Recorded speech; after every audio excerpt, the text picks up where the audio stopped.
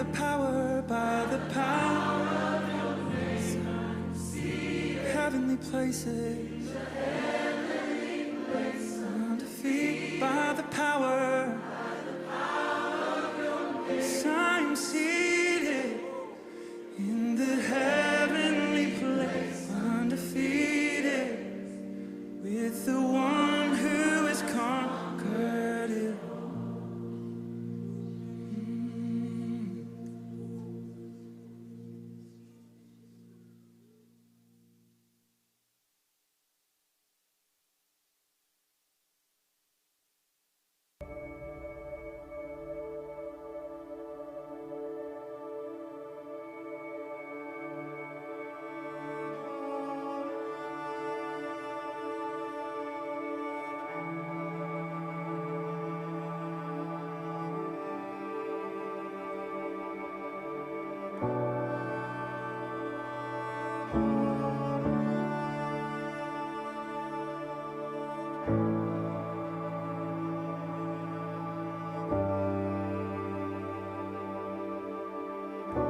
You call me out upon the waters, the great unknown, where feet may fail.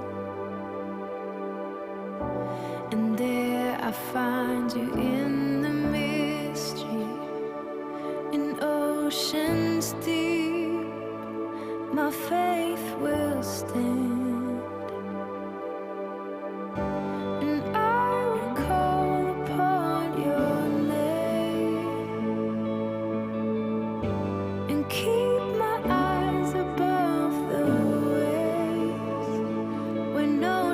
Rise, my soul will rest in your embrace, for I am yours.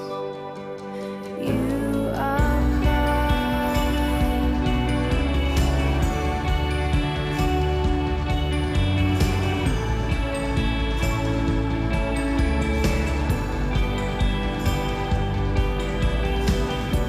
Your grace abounds in deepest waters. Your sovereign hand will be my guide. Where feet may fail and fear surrounds me, you've never failed, and you won't stop now. So I will call upon your name and keep my eyes above the waves. When oceans rise, my soul will rest in your embrace, for I am yours, and you are mine.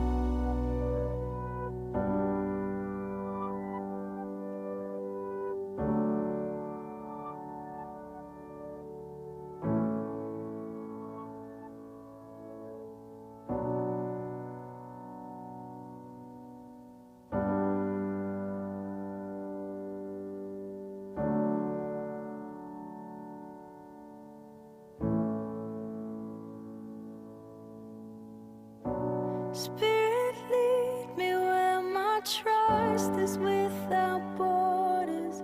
Let me walk upon the waters wherever you would call me.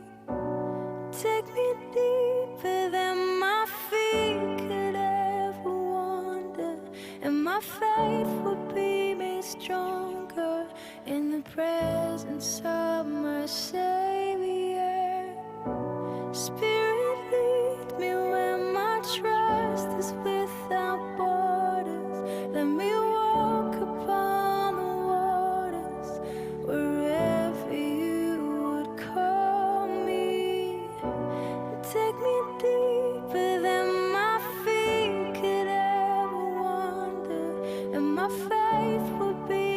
stronger in the presence of my Savior. Spirit, lead me where my trust is without borders.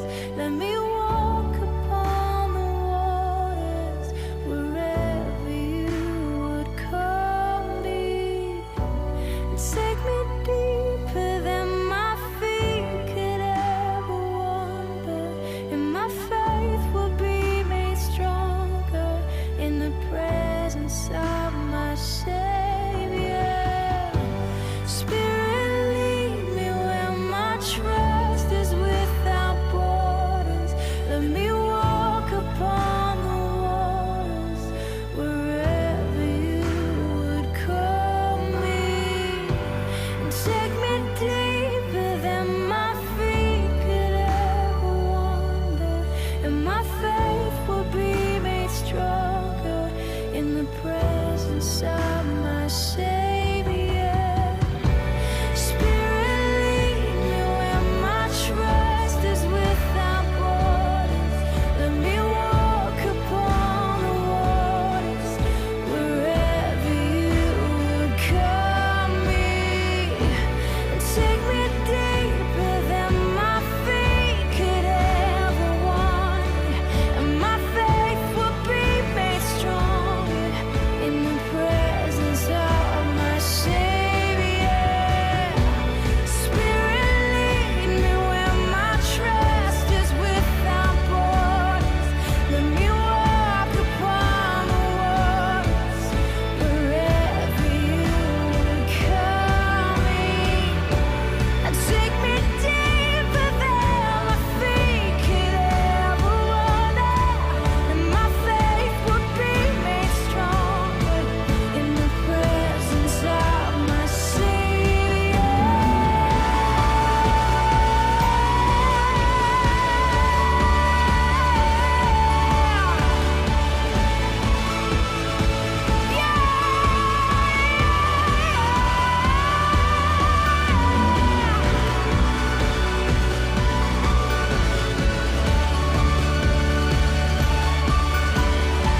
Oh Jesus, my God,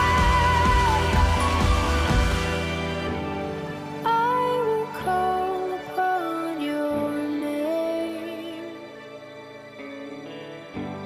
Keep my eyes above the waves. My soul will rest in your embrace. I am yours, and you are mine.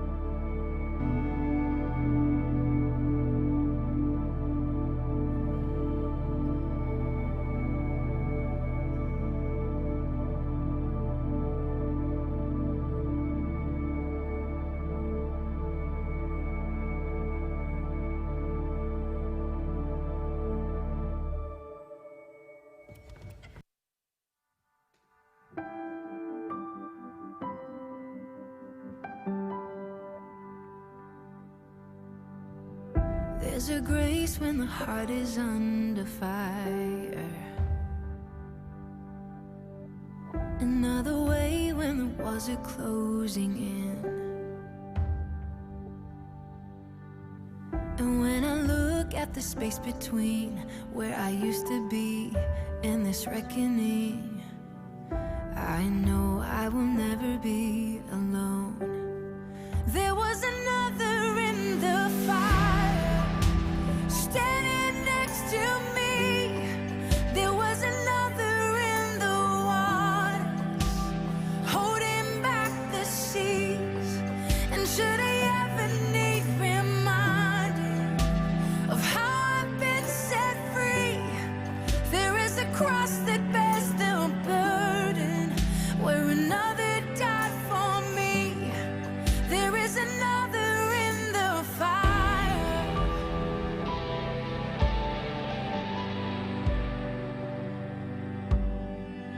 All my debt left for dead beneath the water.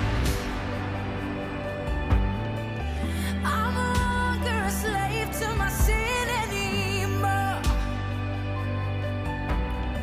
And should I fall in the space between what remains of me and this reckoning, either way I won't bow to the things of this world. And I know I will never be alone.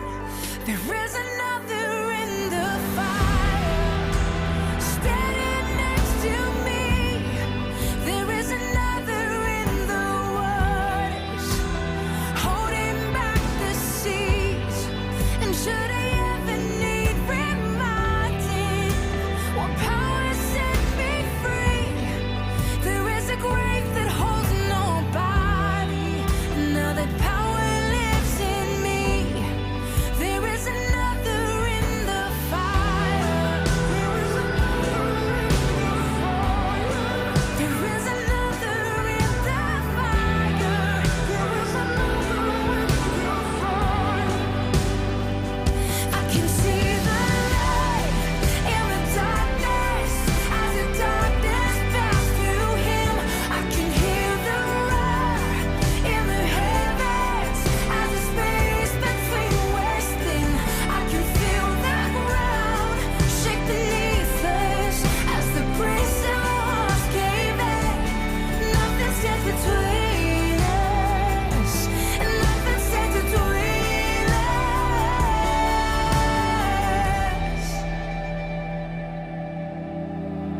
There is no other name but the name that is Jesus.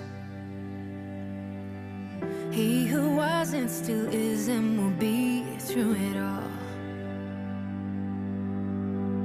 So come on, mate, in the space between all the things unseen and this reckoning. I know I will never be alone. There'll be another in the fire, standing next to me. There'll be another in the waters, holding back the seas. And should I ever need reminding how good you've been to me, I'll count the joy come every battle, 'cause I know that's where you'll be. There is another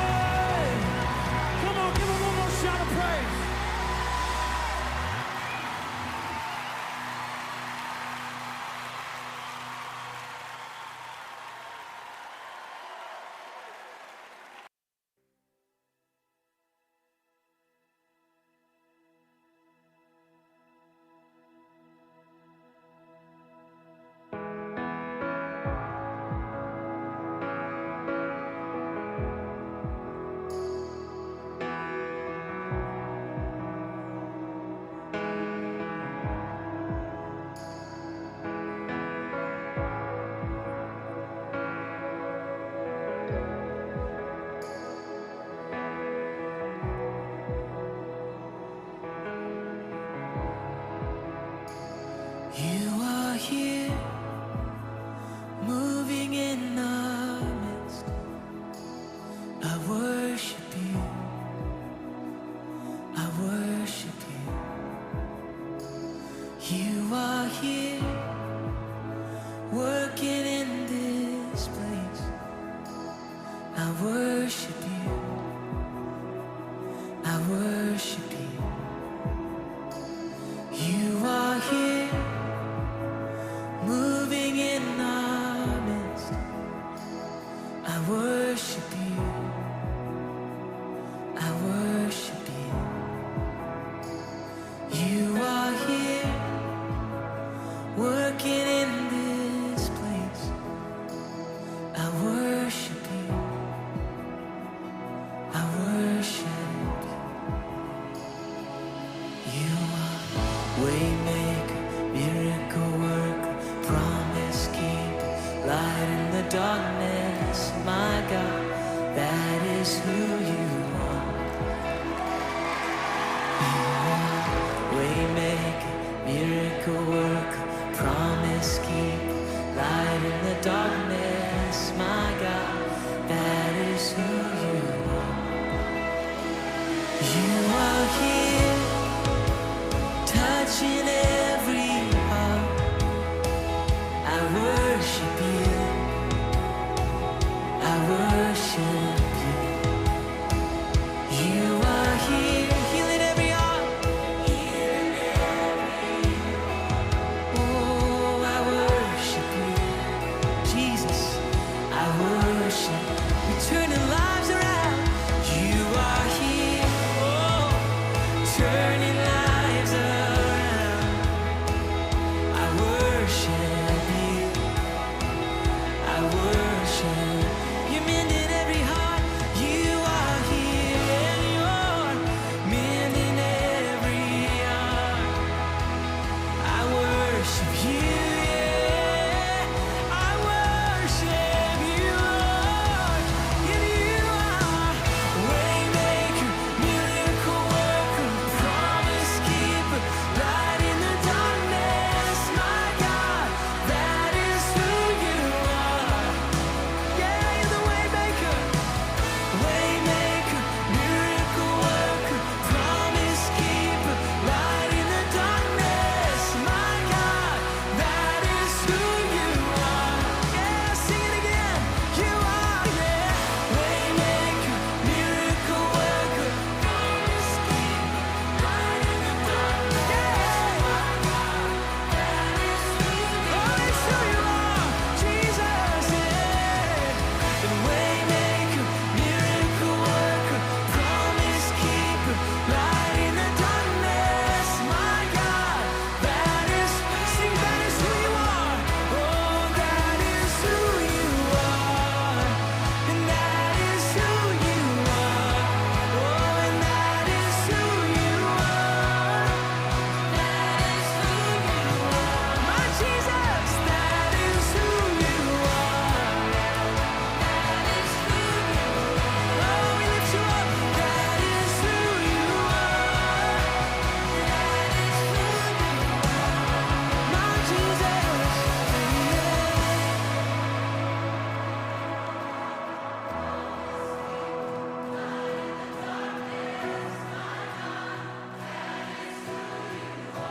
yes it is, yeah. It's who you are, waymaker.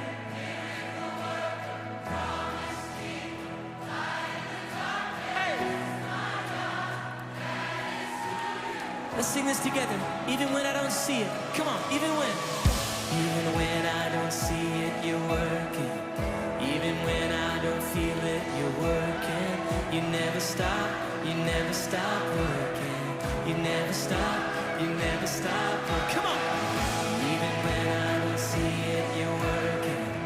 Even when I don't feel it, you're working. You never stop working. You never stop. Oh, even when I don't see it, you're working. Even when I don't feel it, you're working. You never stop working. You never stop, yeah. Oh, even when I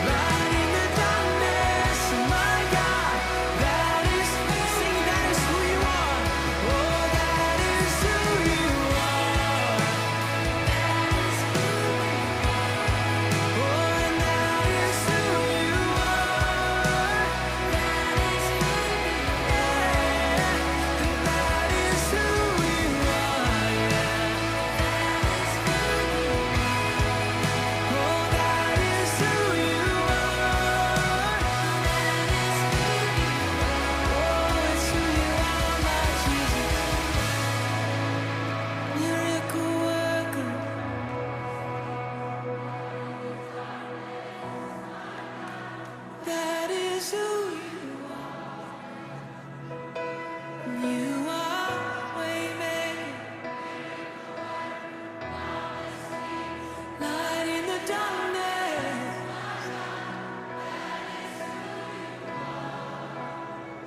Oh, his name is above. His name is above depression.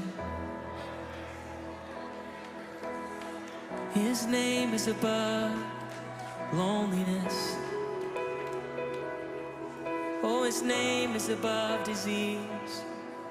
His name is above cancer. His name is above every other name. Yes, it is. That is who you are.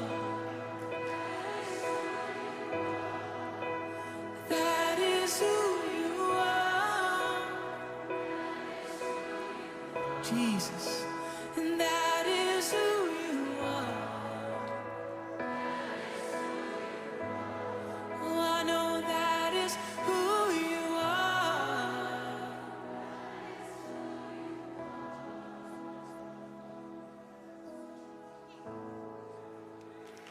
Amen, amen, amen.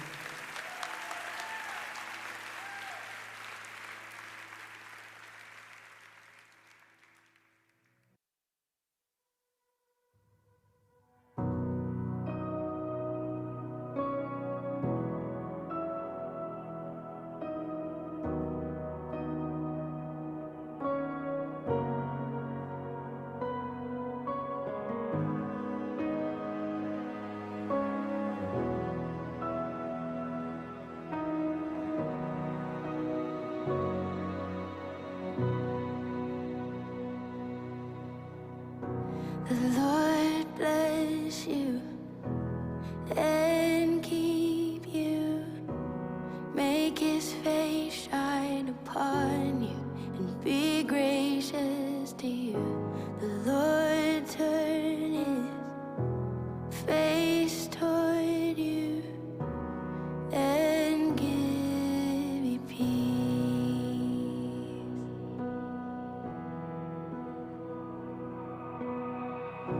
The Lord bless you and keep you. Make his face shine upon you and be gracious to you.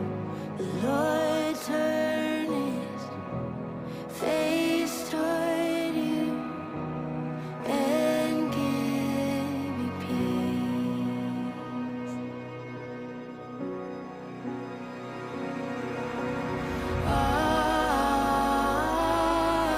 Amen. Amen. Amen. Amen.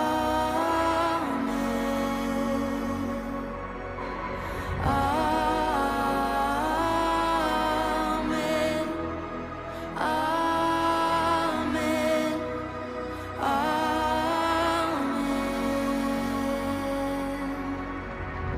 The Lord bless you and keep you. Make his face shine upon you and be gracious to you.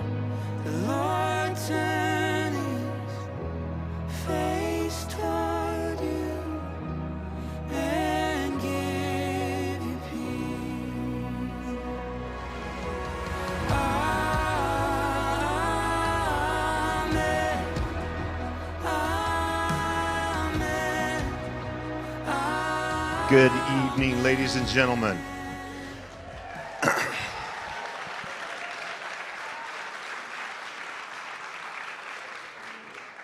Best audience on this planet here in the room. So great to be with you for a very special event that PERK has brought together for us. And we're going to stand together. We're going to open with a word of prayer, and Kinsey May Coleman's going to lead us in the national anthem. Let's stand together.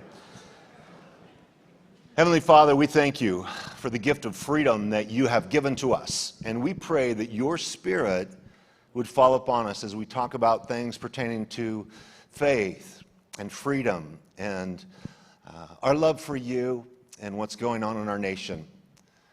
Lord, we ask that you would help us as a people, as a nation. Lord, just reading in our reading today that righteousness exalts a nation, but sin is a reproach to any people. Lord, I pray that you would teach us and lead us, and may this event tonight illuminate and give us insight into things that are going on in the nation's leadership. And so, Lord, we pray for your blessing on Amy as she shares with us, on Pastor Rob as he shares with us, on Tulsi as she shares with us. Lord, we just pray for a blessed evening and by your Spirit and grace. In Jesus' name, amen. Please welcome Kinsmay.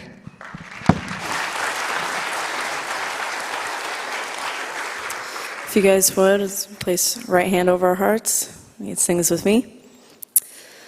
Oh, say, can you see by the dawn's early light what so proudly we hail as the twilight's last gleaming, whose broad stripes and bright stars through the perilous fight o'er the ramparts we watched were so gallantly streaming, and the rockets' red glare, the bombs bursting in air, gave proof through the night that our flag was still there. Oh, say, does that star-spangled banner yet wave o'er the land of the free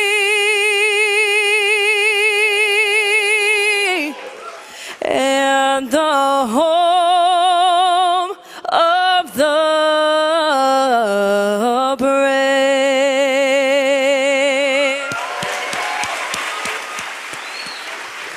Thank you. All right, you may be seated.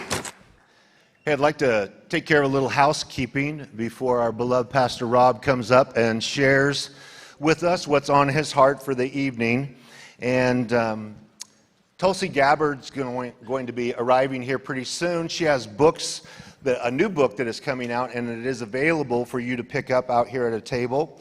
Also, PERK is asking that if you are a X or a Twitter professional, if you hashtag this event, any pictures, videos, and you send it to them, then they'll retweet it on their platform and their program. Also, there's a PERK social coming up May 17th, where Amy's going to touch on it a little bit tonight, but she's really going to talk about the World Health Organization and what is going on with that. And that's at the Los Robles Country Club, and please pick up one of these flyers on your way out if you're interested in that. Also, I just ask you to please turn off your cell phones. We're having a great event, and then somebody's cell phone, you got an alarm set because your medication's going to happen in 15 minutes, right? We don't want the medication alarm. We want you to live and be alive, so please pop your pills at this time. All right, we just want to make sure everybody's medicated and taken care of. Anyway. Hey, I just want to tell you how we are so happy to be a part of this Liberty Series with Amy and the whole team at PERK. They're doing great things with litigation, protecting children's rights and parental rights, and they're branching out. The Lord is really opening doors for them to be effective. So if you believe in this, you can give and support and be involved with that. But at this time, we're going to have Pastor Rob McCoy. He's a visiting pastor. Have you heard of him? Where's he at? There he is. Welcome, Pastor Rob.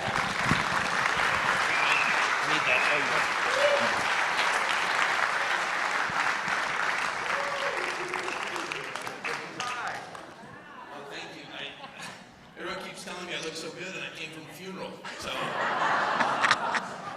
a lot of you know Brett Taylor. He served this city received special needs, and he volunteered in every capacity for, over 4 decades. And every department, whether it's sheriff's department or fire department, they all came out in droves, and all the public officials at Calvary Community to honor him. It was a life well lived. And I had the great privilege to be officiate, and then I had to leave early, which is a really good, that's a really great picture as the pastor's leaving, going, oh, well, that's him. He left there. But it was sweet. I'm going to talk for a while because she's not here yet. No, I'm kidding. She's on her way. It's the wildlife bridge that's delayed. I'm kidding that too. It's just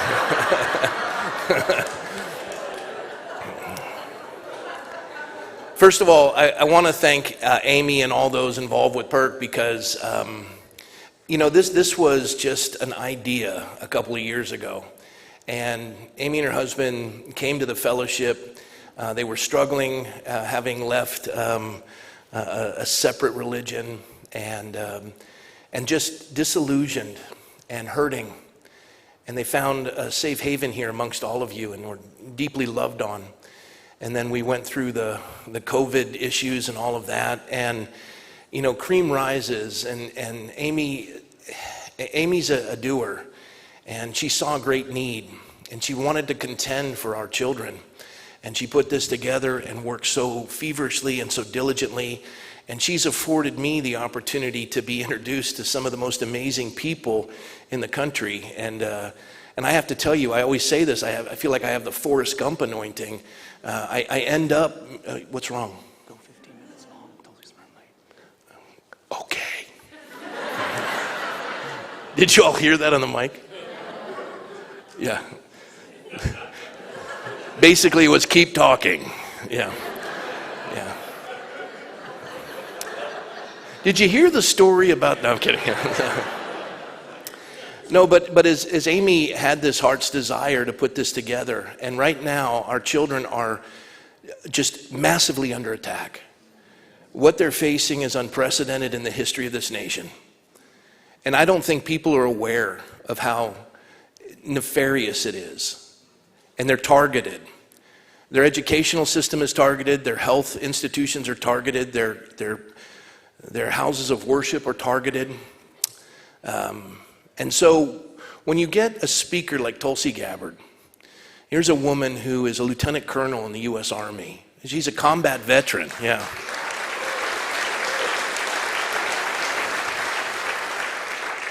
Now, I'm just going to come right out and say it. There's a lot of issues I'm in disagreement with her on. But the thing I'm really in agreement with her on is that she is telling people to get out of the Democratic Party.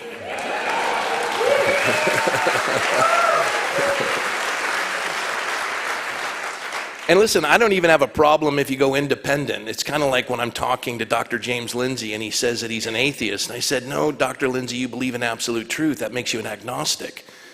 And he said, you're right. And I said, and furthermore, you believe in absolute truth. His name is Jesus. He's getting closer. I think Tulsi's background, I think she was the first American Samoan elected to office. She was elected at 21 years of age into the House of Representatives. That's pretty remarkable. And I think reading her bio, at one point she was Hindu, but as you look at her social media accounts, she's quoting scripture continually, which is kind of exciting to me because you can't go wrong quoting scripture. And I love her position on, and some of you are like, there's the crying baby, what's up with that? It's okay, just relax. Just focus on my voice. Stop that.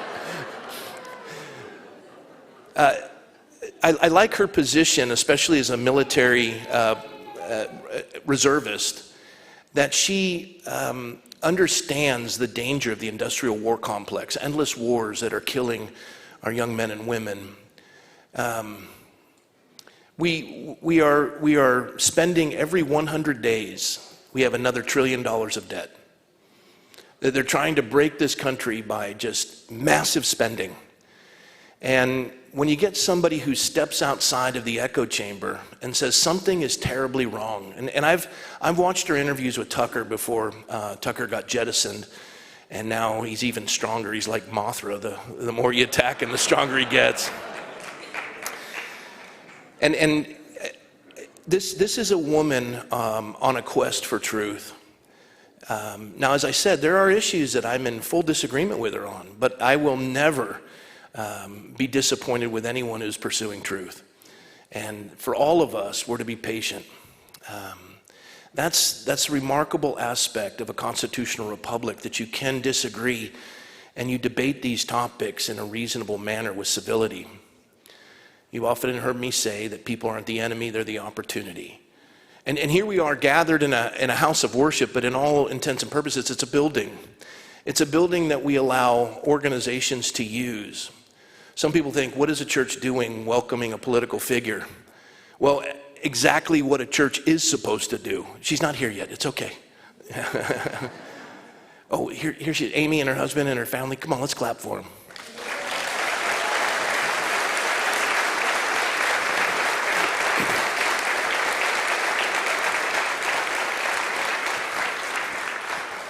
Glad you could make it. Just let me know when you're seated and I'll finish. I'll start over.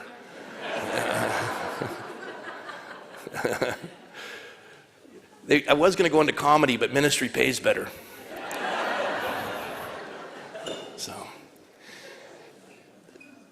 So a church is a place where you're supposed to be able to come and contend for the welfare of your neighbor.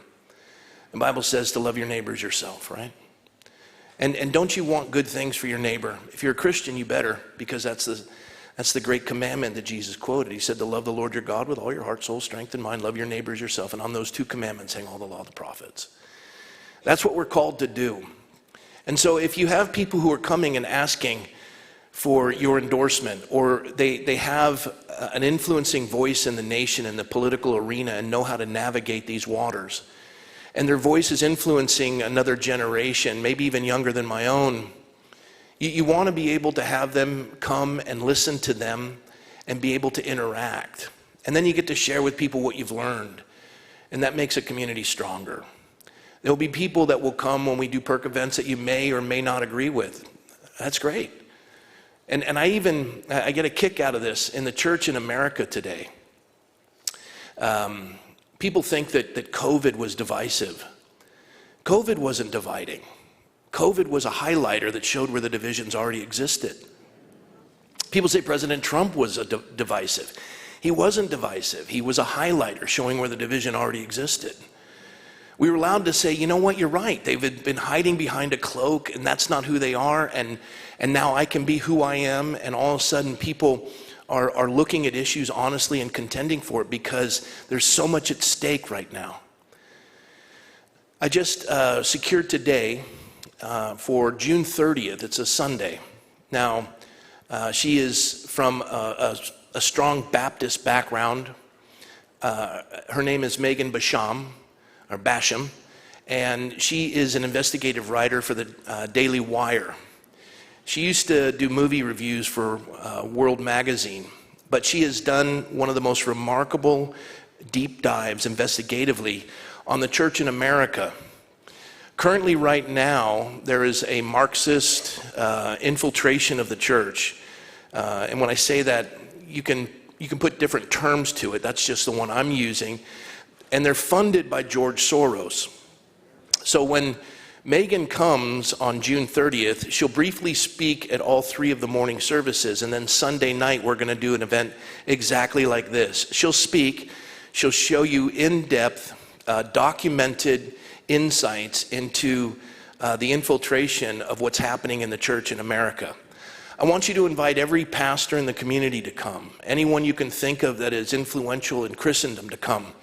They don't have to agree with God's speak, they don't have to agree with our theological positions, but what they need to know is that this is insidious and it's coming and it's here and it's rapidly increasing. She will show how the evangelical colleges and universities in America under that banner are being funded by Soros organizations. that the Rockefeller Institute has funded what is now called the After Party program to teach Christians to stay out of the political arena. And this is Bible study curriculum that Russell Moore and others, 7 of the last 9 presidents of the Southern Baptist Convention, are all funded by Soros organizations. The Gospel Coalition is funded by Soros organizations. Many of the people that you have come to love, that I have, and they were my heroes. Rick Warren in particular was used by God to have a profound influence on my life. He too is part of this sad move of the left.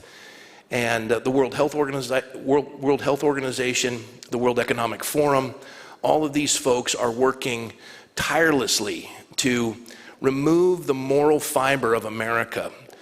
The church in America is the last vestige that is holding to moral principles, that is holding off and staving off this globalist agenda. But the church is under massive attack.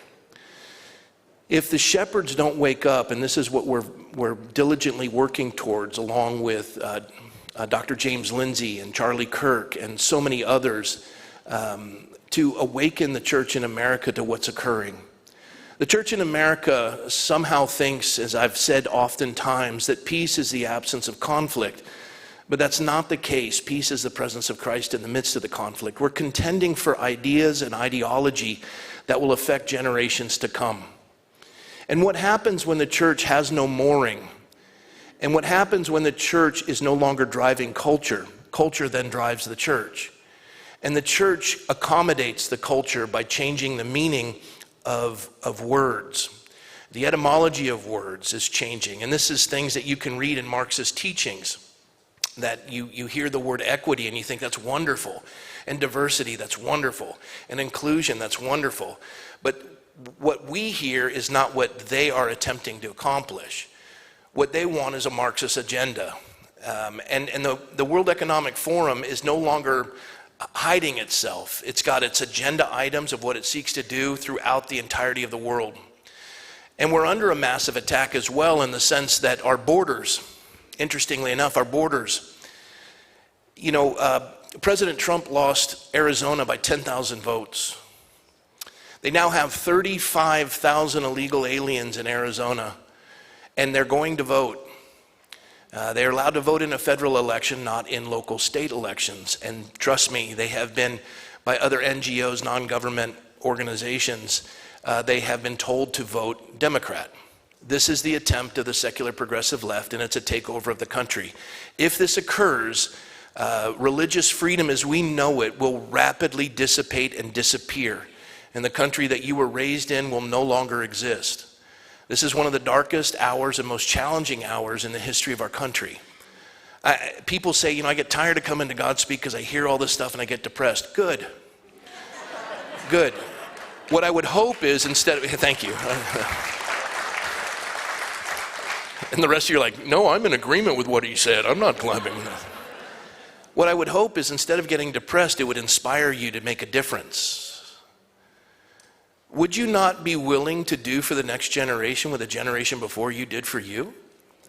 Now, granted, many of you are going, I wish I wasn't born in a time like this. Why can't it be like it was? Every generation has its challenges. You've been born for such a time as this. This is what you've been called to. Don't cower. Don't be afraid.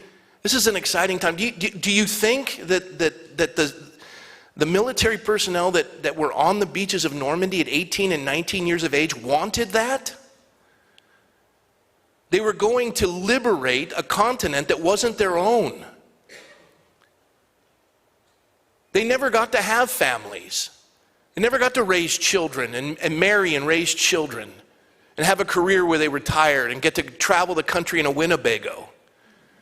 They never got to do that. And we're thinking that our savings are going to be safe when we're watching hyperinflation, or inflation at least, hitting us in so many ways, and they keep telling us the economy is great. I'm wondering, is anyone believing that? And yet, it's shocking that we're not more concerned. We must be. Now here you are. Look at the room. It's full.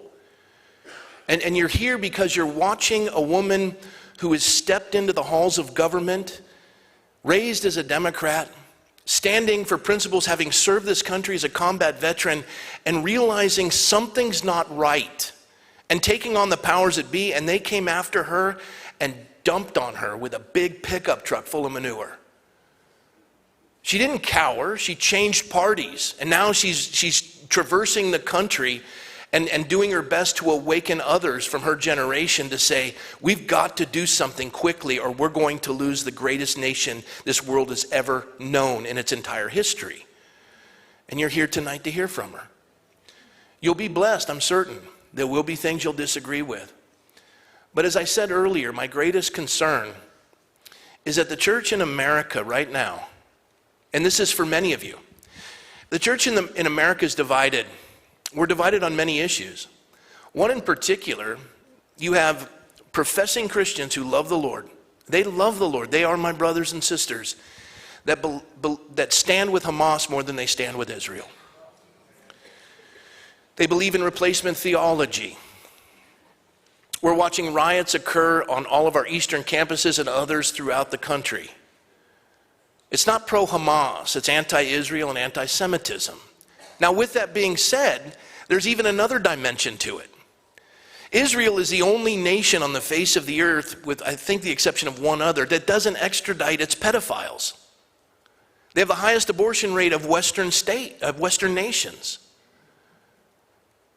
This is unconscionable to me. They have the highest vaccination rate. And yet if you speak out on that and still stand with Israel, I'm called an anti-Semitic. And what happens is you have secular Jews who are the worst when it comes to anti-Zionism, but they hide under that cloak to say, well, that's anti-Semitic, when many of them, and here's the question, is a Jew by faith or by birth? Or are they Israeli and those by faith are Jews? These are questions that people ponder, and as we watch as many in the conservative right are being attacked as anti-Semitic, asking questions, it's creating division in the nation. And all I can tell you right now, I am pro-Israel. Their sovereign borders were invaded. The Hamas must be held accountable. What's happening in our campuses, they're just useful idiots that are being manipulated, and because they haven't been educated, they've been indoctrinated. At universities that used to produce the most educated young people on the earth. And we're having to contend with that. We have to do our homework. We must be prepared. We must understand what we're facing as a nation, because the one thing the enemy wants to do is divide and conquer. And if he can get us to be upset over little issues and divide over those, the Bible commands us to endeavor to keep the unity of the Spirit and the bond of peace. And I would add this, the church itself. We're dividing over eschatology, which is a tertiary issue. It's not even a major issue of the basic tenets of the Christian faith. We're dividing over these things. You come into a church, and we used to call it non-denominational. And Calvary's used to pride themselves on being non-denominational. We're a non-denominational Protestant church. And they go, wait a minute, there's 1,800 of you churches around the country. How can you be non-denominational? Well, we don't send anything to a central location, and each church is like In-N-Out Burger. It's independently owned and operated. But we all hold to basic tenets, which are called the Calvary distinctives. And so in that sense, we all hold the theological position, pre-trib, premillennial, and we go through all of that. And we're dispensational and on and on and on. Well, then people come into a non-denominational church, and they say, well, you don't teach exegetically, which means verse by verse, chapter by chapter, book by book. You teach topically. So all of a sudden you're out. And I often say to people, can you give me one message that Jesus gave that was exegetical? Now, I know we're to teach the whole counsel of God, but I won't dismiss a brother or sister who doesn't teach exegetically. I've come into some amazing churches that are doing great work. When all this happened, and I looked to my left and I looked to my right, it's not so much the voice of my enemies as it was the silence of my friends. The ones that stood are the ones that I would probably never fellowship with because I kind of thought their their theology was a little whacked.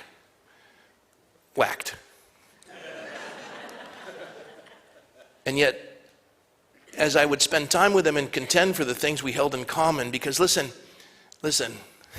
if we don't get liberty right, we're going to be arguing these theological differences from prison.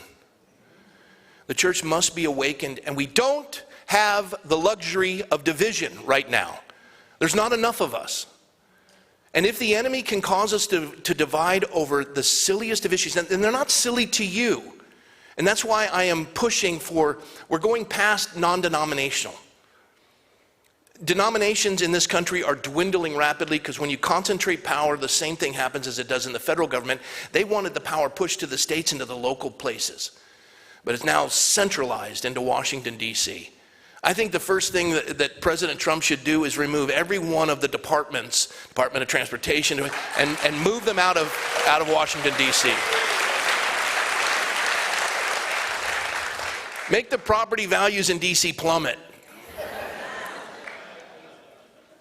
And if you have investments there, I apologize, but I've given you fair warning. Sell them now.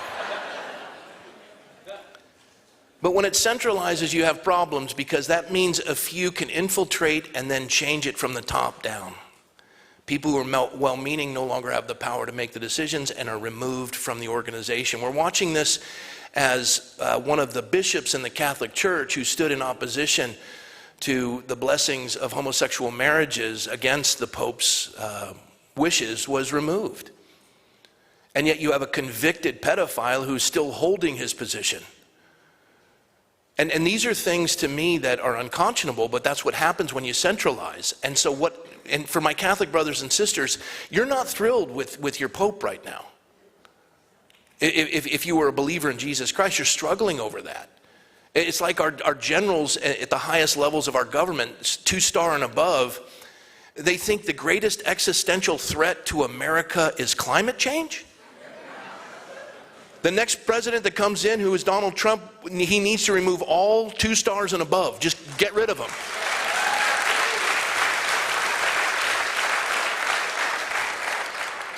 This is so much fun. She's still not here, and I am bloviating.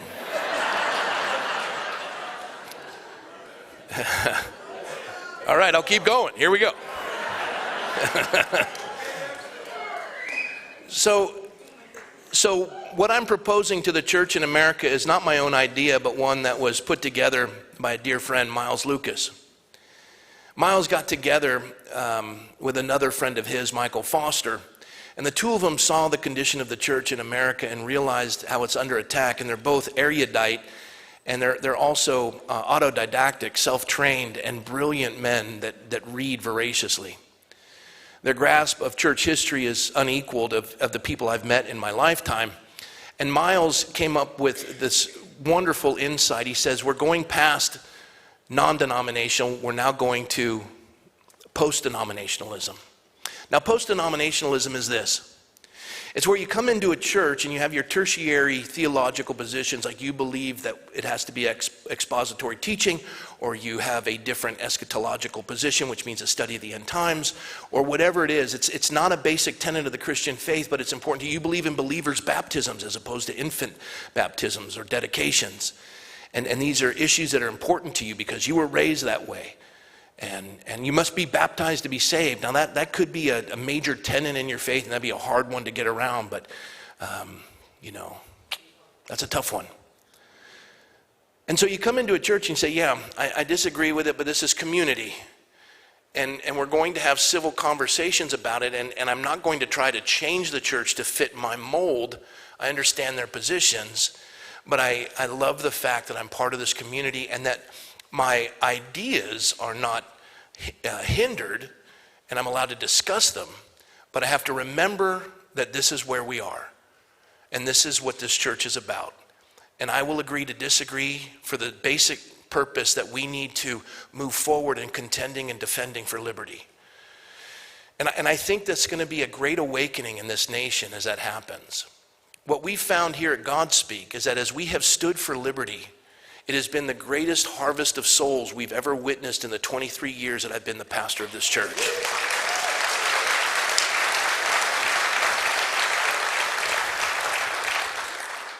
I'm smiling because I'm looking at the person that said this. I'm not going to point her out. But we were in Israel. I had the great privilege of baptizing. One of my favorite comments by one of the folks who went on the trip, she looked at me and she says, you know, Pastor Rob, I came to God speak for the politics, and I stayed for Jesus.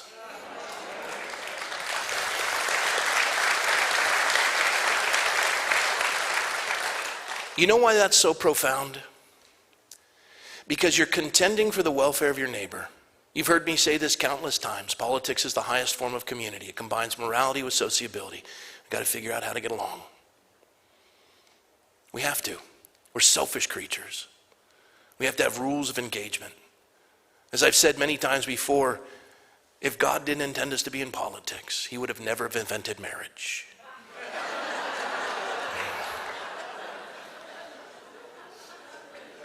And so when the Lord says to love your neighbor as yourself, do you want your neighbors to have healthy children who are not injected with experimental medications? Do you want your neighbors' older family members not to have to die alone because of a scamdemic? It's now estimated we've lost 19 million people around the world to this shot. Nobody picks it up, nobody discusses it. We lost 22 million in World War I. This is a catastrophic event. Look at the insurance actuaries. This is troubling. Wouldn't we want that to end for the sake of our neighbors? Yes? And so that's our point. We do these events, Amy does these events, so that we are educated and we can do good for our neighbors. For those of you who aren't God Speak attenders, thank you for coming tonight. Yeah. You ready? She's saying 10 more minutes. I don't have 10 more minutes. I got 5. I'll give you 5. Oh, you want to talk? I want to talk. Rob and I never get to see each other, so we thought we would just have a conversation here while you guys listen. And I want to ask you some questions about a hot topic that's going on right now, because I'm getting hit from two sides on this issue that... this is unstaged and I'm scared to death.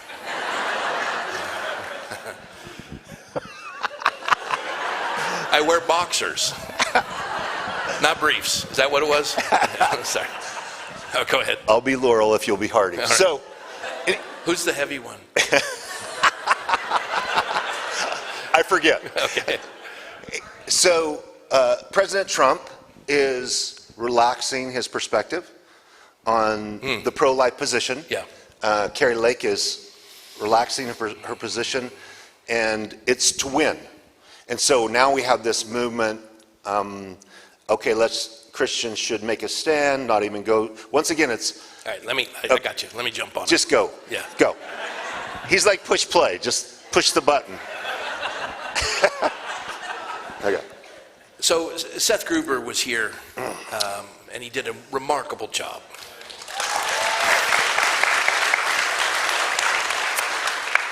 But before he spoke, I took him aside. And I said, your attack on President Trump was poorly focused. He said, what do you mean? I said, this is a man who, I don't know that he's a professing believer. I have a higher judgment for Carrie Lake because she is a believer. And I say this to the churches in America. You adjust to the culture as opposed to driving it. So when Black Lives Matter became the big push, which was a Marxist move, you posted a black tile. And then when Roe v. Wade was overturned, you said nothing. The turnout at the steps of the Supreme Court building with Christians who had been laboring for this was sadly underpopulated. People were ashamed as Christians with the overturn. They didn't even want to talk about it. They almost felt like they had to apologize.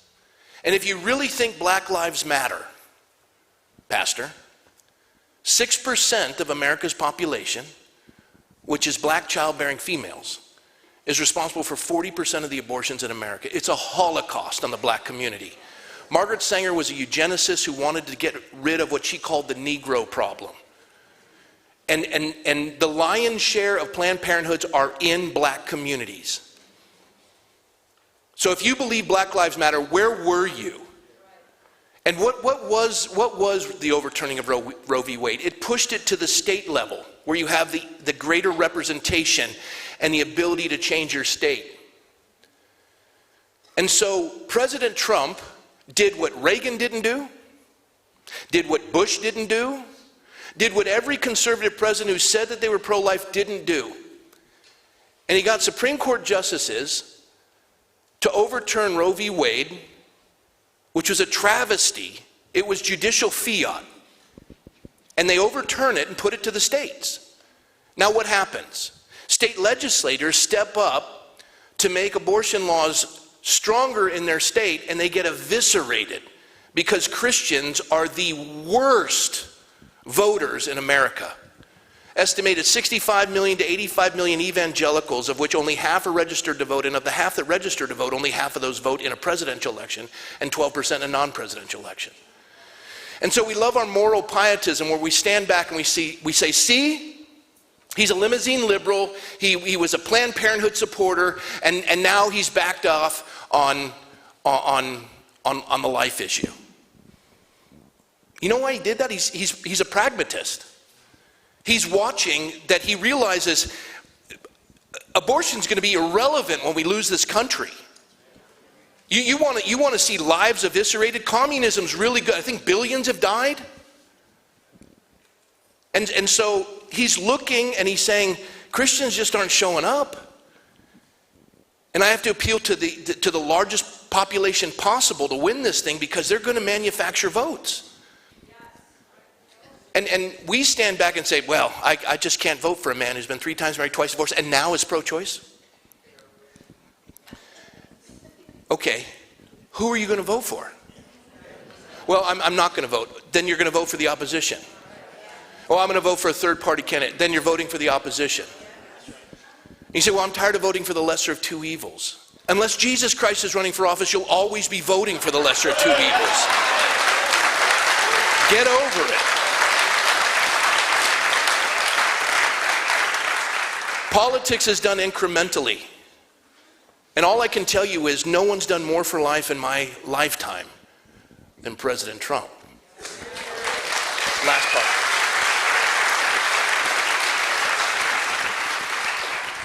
Carrie Lake. She's a professing believer. I've had conversations with her. She professes a love for the Lord. I don't question that.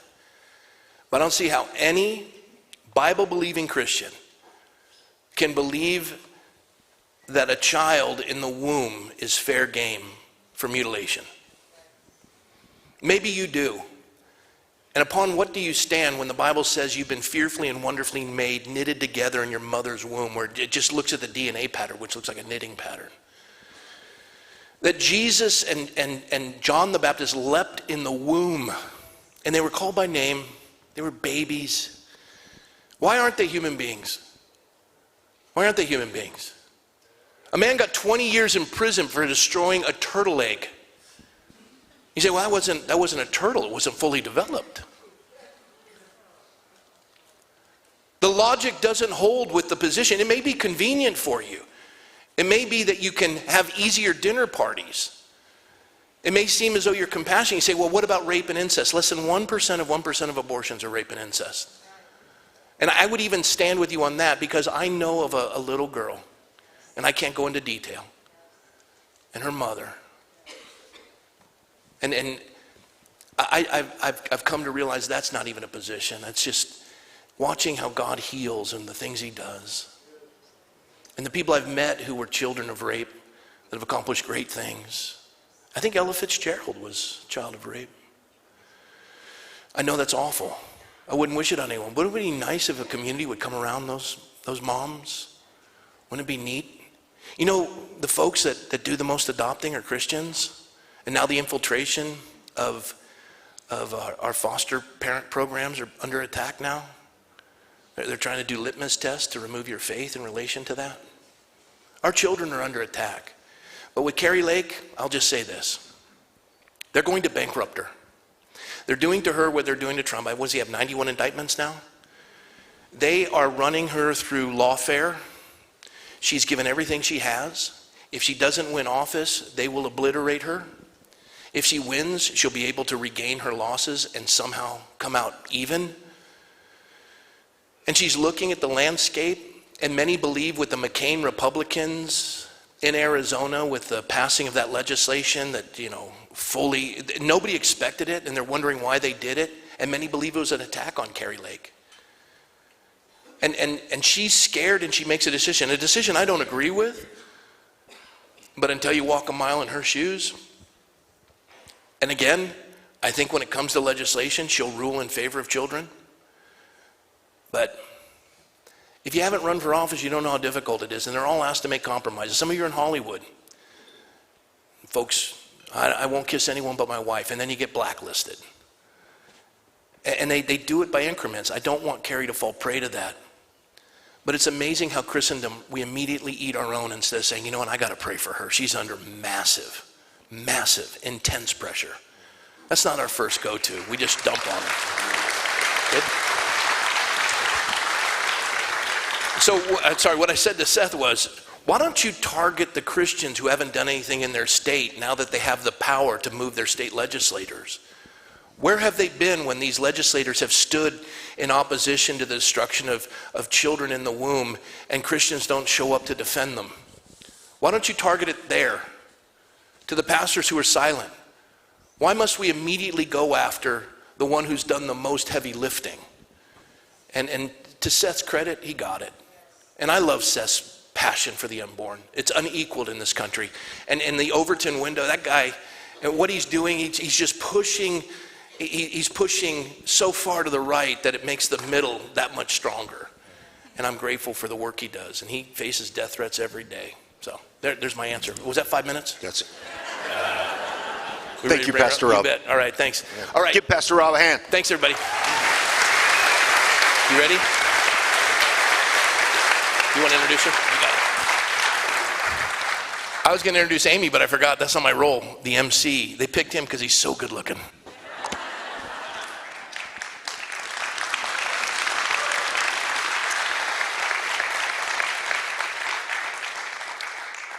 Back in 2019, Amy and some of her friends had this vision and saw what was coming down the road, really before the whole COVID thing broke in 2020. So they were already postured to launch PERK. And it's great when the Lord just gives you the insight. That's really what leadership is seeing the future and seeing where you should be. And PERK has made a huge impact in the state of California to protect children's rights. They've been going back and forth to Sacramento and talking to legislators and just moving the needle just one-on-one or talking to committees and various things. So they're really making a huge difference. And so we're so thankful for this Liberty series. We've had great guests because Amy has met them and brought them. And tonight's in that same first-class type of way with Tulsi Gabbard coming to share with us. But before then, Amy's going to give us an update on what's going on. Give Amy Bond a warm welcome.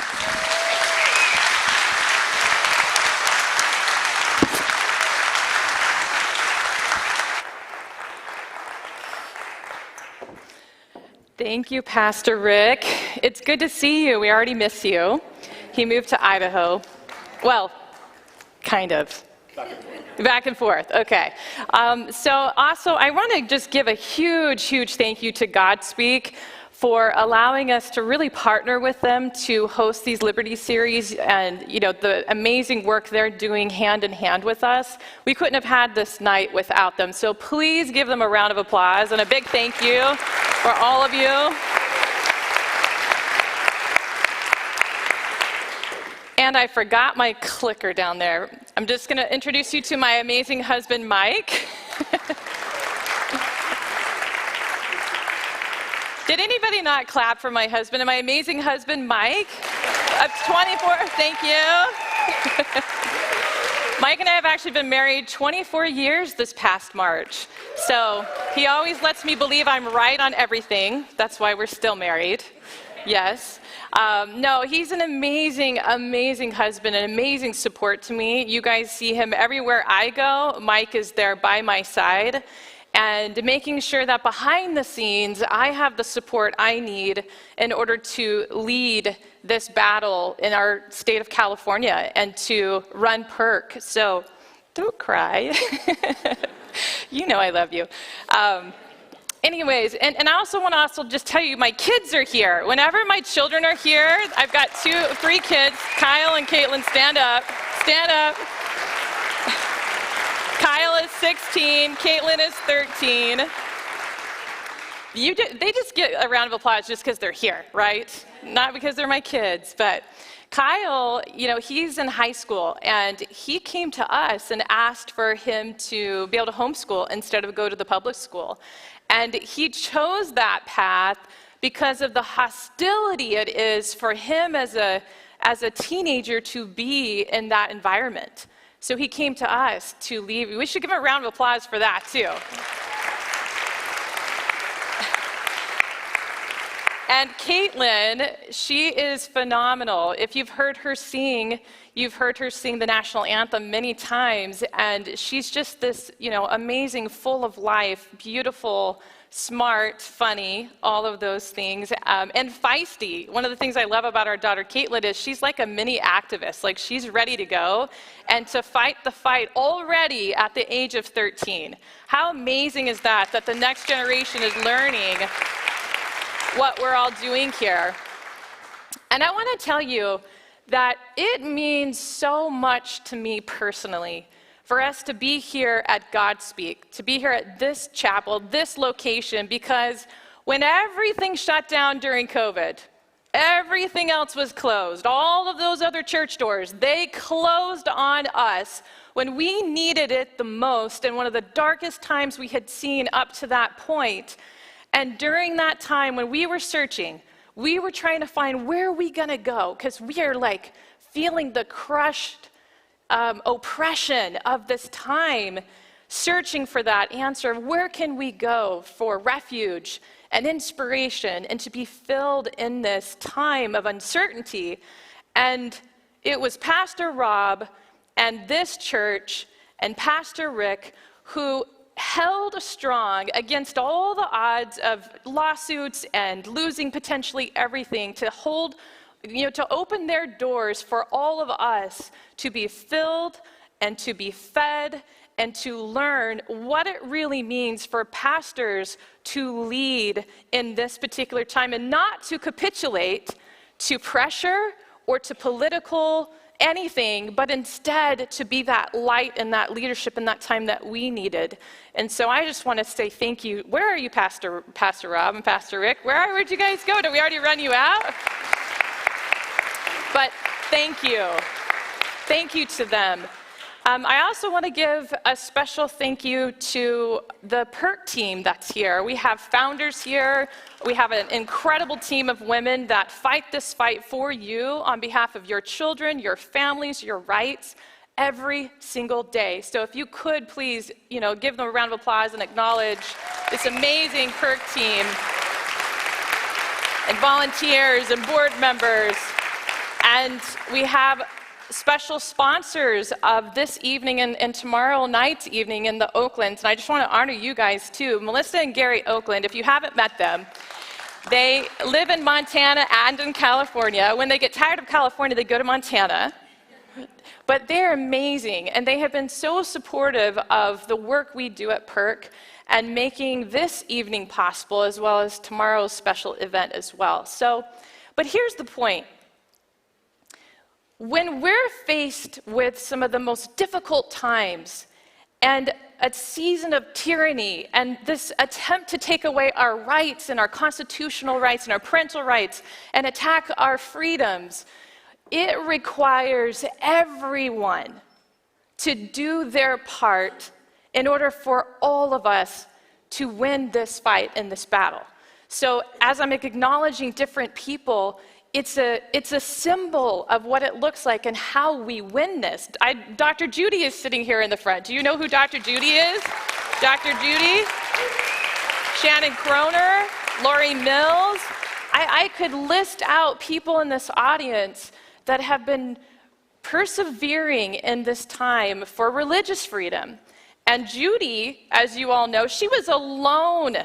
Let's be honest, she was alone in this fight for decades before you and I woke up to what was going on. And so we honor her. She's a veteran. Like, that's what this looks like to me. She's a veteran in a war that was fought and has been fought in our country, and she took that burden and stood and held and kept going, even in the midst of all the odds that were trying to stop her, literally, threatening her life.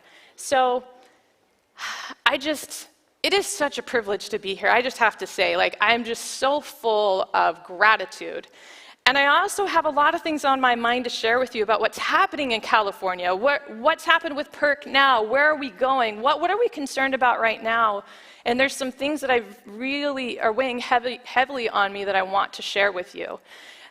So before I share the bad stuff, let me share the good stuff. Is that okay? Can we start with good news? We always like good news first, right? So as you know, and for some of you who may not know, PERK's mission is all about protecting children. It's about protecting this generation of children and protecting parental rights and our constitutional freedoms and medical freedom, health freedom. Those mandates that you experienced over the past couple years, guess who experienced them before you? The kids, the children. They were the ones who were first kicked out of school, just like you were kicked out of work.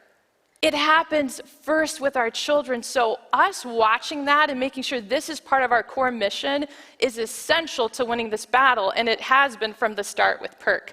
Now, most of you know that our logo, this is what it looks like. Protection of the educational rights of kids. We had this cute little hat that we had as our logo. But I want to tell you something that happened over the past few years since we started PERK in 2019. What happened is that lockdown happened, and our work with children wasn't sufficient. We had to go beyond that and expand to help because there was such a great need. And so we opened our doors, so to speak. We expanded our work to include helping firefighters and first responders and law enforcement and on, teachers who were being fired because they wouldn't take the COVID shot. They had medical exemptions, religious exemptions, you name it, and they were still denied and terminated. That's not right. And so they came to PERK and said, can you help us? Will you please help us? And most often the conversation was something like this: no one else will help us. We have nowhere else to go. We've tried 10 attorneys, they've said no. We've tried, one time I had someone call us and they had tried calling 100 different law firms to ask for help to sue or to litigate on this issue. They were being fired, terminated, unlawfully, discrimination, you name it. And they were denied help. And so they would come to us, and here we are, you guys. This is like David and Goliath. We're a small nonprofit. We are officially a nonprofit in 2020, in February of 2020, you guys. Seriously, right, like literally before lockdown happened. And these people are flooding to us, asking for help. And I remember each of those conversations praying, wondering, God, are we supposed to just stay with educational rights and schools and just that lane for children? Or is this so much bigger than just an organization? Don't cry. I can see Hala crying. Is this so much bigger than just the name of an organization that we need to actually reach out to these people who are coming to us because they need something in this time of need where everyone else is closing the door on them? And the answer was so clear that it was yes. We need to help whoever is coming our way, however we can, because that is why we're here. That was the point of Mike and I moving from Texas. If you've heard the story, did you know we moved from Texas to California in 2018? Did I tell you that part? Do you want us to go back to Texas? No. Listen, we moved here in 2018, just before all this happened. And it almost didn't make sense why we moved here, honestly. The circumstances were, we had been in a car accident. I had a brain injury. You guys, I could barely get out of bed, let alone think and communicate and speak. I couldn't even do this. I was laying there. And I could barely read out of a book. I couldn't read out loud because my brain, it wasn't working. I had cognitive impairment. Every ounce of my body hurt. I would go up to the Capitol with Chris Dukes in 2019, and we would talk with legislators, and then it would take me 4 days to recover after that because I still was in the space of having a severe brain injury. And in all of this, it's like God took all of this stuff that was happening and made it so that this path was clear to heal in the process of helping people. I stopped going to the doctor in, I think it was 2020, because all they kept doing was just, gave me labels. You have the sensory thing that's because of brain injury. You have this issue. And they gave me probably 10 different diagnoses, but it wasn't helping me get better. And I was going 3 times a week. And finally, I told my husband, Mike, I threw the, I'm done. I am not going to a doctor anymore. I'm just going to live. I'm living.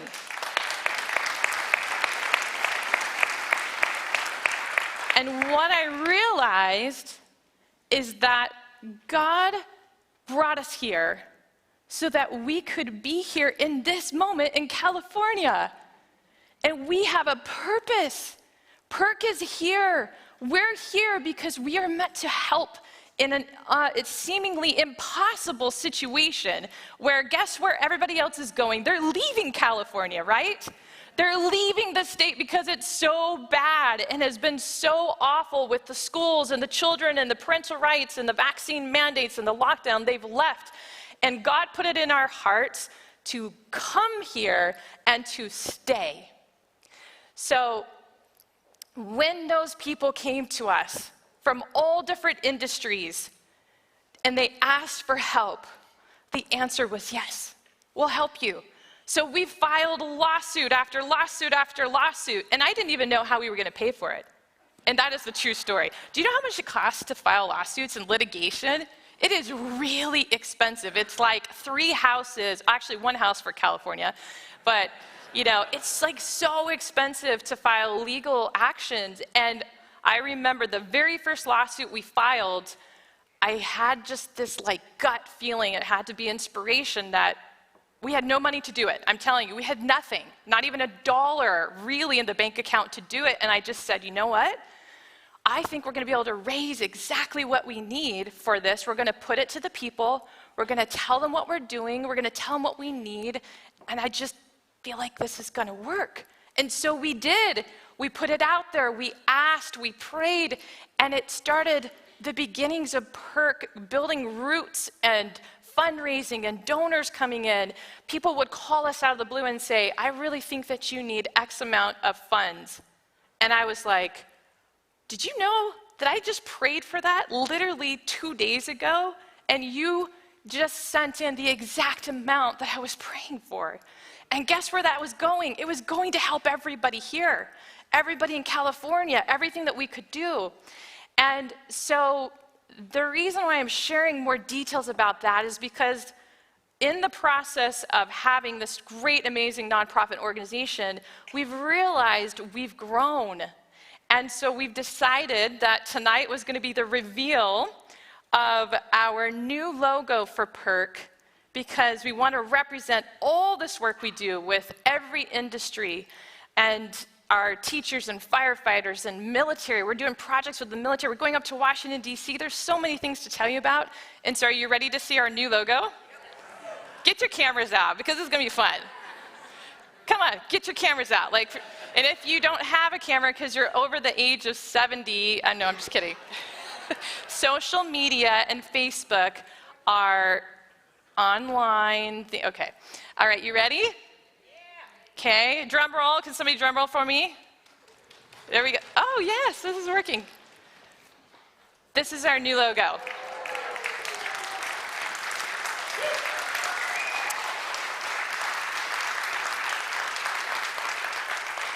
Do you see why we picked this? It represents light and freedom and liberty.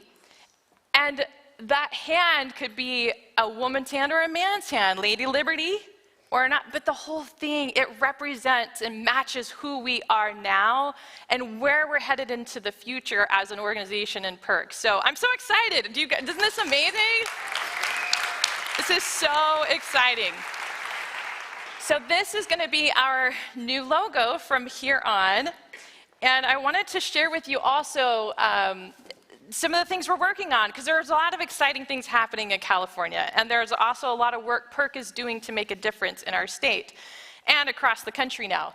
So we are a leader in lawsuits, advocacy, legislation, education, action. Pick any one of those areas, and we are so strong in that space. In the space of action, did you know that we were able to move 2.8 million actions towards the state legislators via tweets and millions of emails, literally, over the course of just the past 18 months?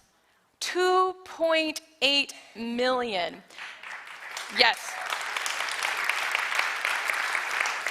And what's exciting is not just the number, because the number represents how many people are actually getting activated, right, in the state and doing something about it and reaching out to say something that's important about these issues.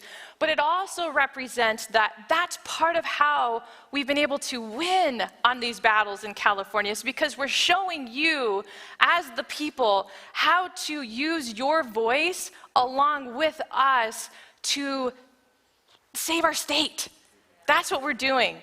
So in 2022, when they introduced all those terrible bills that were like 1984 on steroids, take away your doctor rights, it was going to, allow the California Medical Board to examine your medical records. You were going to get punished on social media, censoring your speech.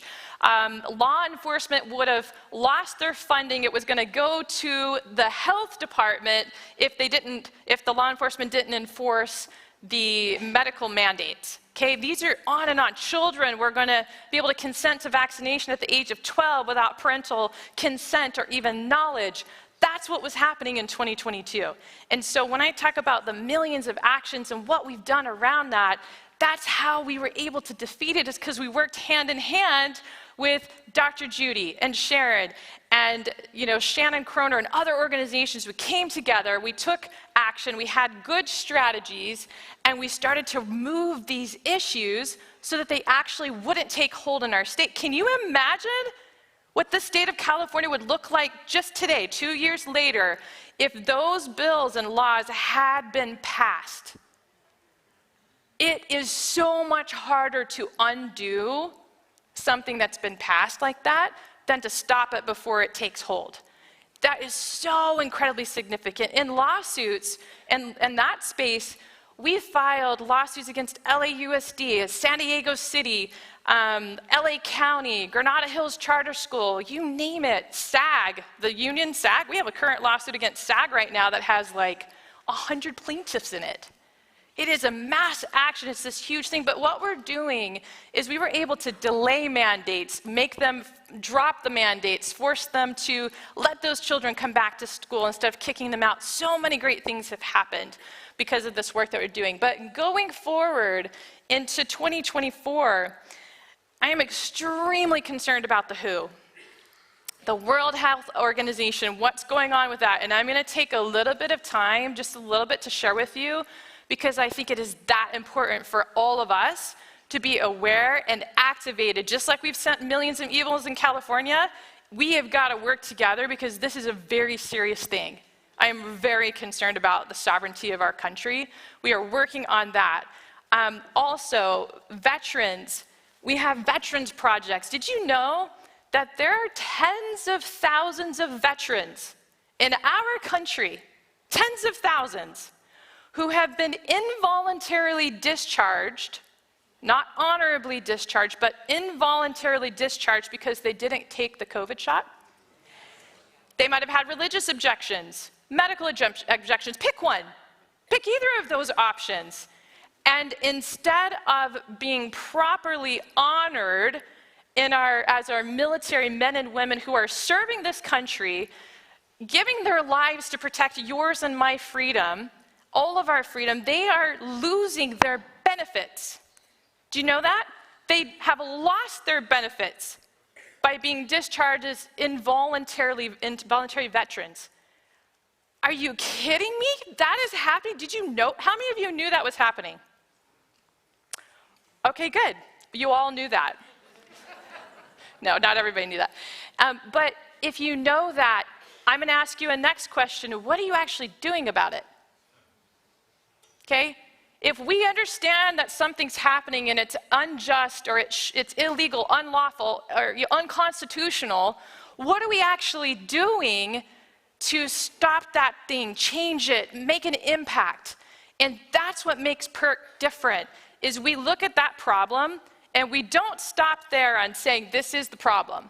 We take it a step further and we figure out through great strategies, conversations, months of talking about what can we do about this that will really make a difference, and then we start to move on the issue. So on this issue, we've teamed up with amazing veterans who are going to Washington, D.C., and they are expressing their concerns and what the problem is with this with the Veterans Affairs Committee, and they're actually listening. There's a law that you can support that's on a federal level that would actually restore their benefits.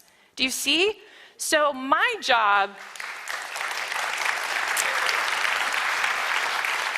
and our job as an organization, is to show you this is what you can do to help us help them, right? So I'm going to tell you that pretty much everything that I'm talking about right now, there's a way you can work with us in partnership to take action just like that. So we have an amazing website that has all of these action campaigns, including the one I just told you about with the veterans. All you have to do, we have made it so easy. Do you guys remember the book like ACT for Dummies or SAT for Dummies, where you would, like, it calls you dumb, but the whole point, is it okay for me to say that? And it's like, yeah, okay. But the whole point is that they dumbed down how to learn how to take those really hard tests so that you could do it. They did the work for you, right? Practice, practice, practice. They teach you. I'm not calling you dumb, and I'm not calling you stupid. What I'm saying is we've made it so easy for you that you have no excuse but to click a button that routes a letter to those legislators on this veterans issue. That's how easy it is. It will take you less than 1 minute to help us help them. Do you see? And so I'm asking you, can you help us? Will you help us? Will you stand with us on every one of these issues so that we can make sure that what was wronged is made right for our veterans and our children and whatever. So that's one. Another one we're working on, obviously you guys know what's happening with the children in the schools, the curriculum. I mean, pick one of the issues, but do you realize, I feel really sad about what our children are facing in the schools right now. Instead of learning math, and instead of learning science and history and the things that should be at the forefront of their education, many of California's children are not graduating in proficiency in reading. Graduates. They're not graduating in proficiency and achievement with math or history or science. They are not learning these things. Instead, what are they learning? What are they learning? They're learning a woke culture that's indoctrinating them to believe that white men, white Christian men, are the bottom of the totem pole in every single way, and that every single person that's white is racist, and that they should go behind their parents' back if they want any kind of treatments related to their gender. They go behind their parents' back. That's what they're being taught to do, and the schools have been given an amplified ability to profile the parents who they think are not properly responding to those kids who might need these treatments, that are then getting outsourced with referrals from the school to Planned Parenthood with support plans to go behind the parents' back. Do you hear what I'm telling you is happening in your schools? In your schools, right here. So even if you don't have children, or you don't have children that are going to school right now, you might be an aunt or a grandmother or no kids, or you have kids, I'm telling you on every single one of these issues that I'm sharing with you, we need your help. We need your help. The kids, like, they are the victims here. They are the ones that are being bombarded in every single place that they go that's supposed to be a safe place. They're being bombarded with all of these ideas that undermine their own self-esteem and identity as a child developing, and try to separate them from their parents while also moving them into an entire culture and treatments potentially that can alter their life for the rest of their life, that sterilizes them. I can't even believe that these are the things that I'm talking about, to be honest with you. I grew up in the 80s, don't judge me. I like the 80s. I kind of wish we could go back to the 80s a little bit with those bangs, you know, or like, you know, we would like fluff them up, and then, you know, hairspray up to here and colorful socks. Come on, you all know. Bon Jovi was such a great band in that time, and on and on. The 80s were great, right? They would say words like bad, and you had Michael Jackson, and you just break out into, you know, bebopping and breakdancing. Do we even know what the word breakdancing is? Do my kids know what the word breakdancing is? Do you even know what that word is? They don't even know what that word is. Okay, I got some work to do. Forget about this like whole presentation.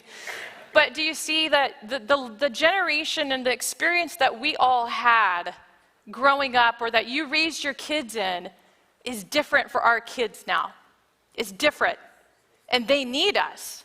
So you have flyers that we've given you. We have links for you to help us. There's ways you just literally could click a button. You can send an email. It's so easy to help us protect the kids on these issues.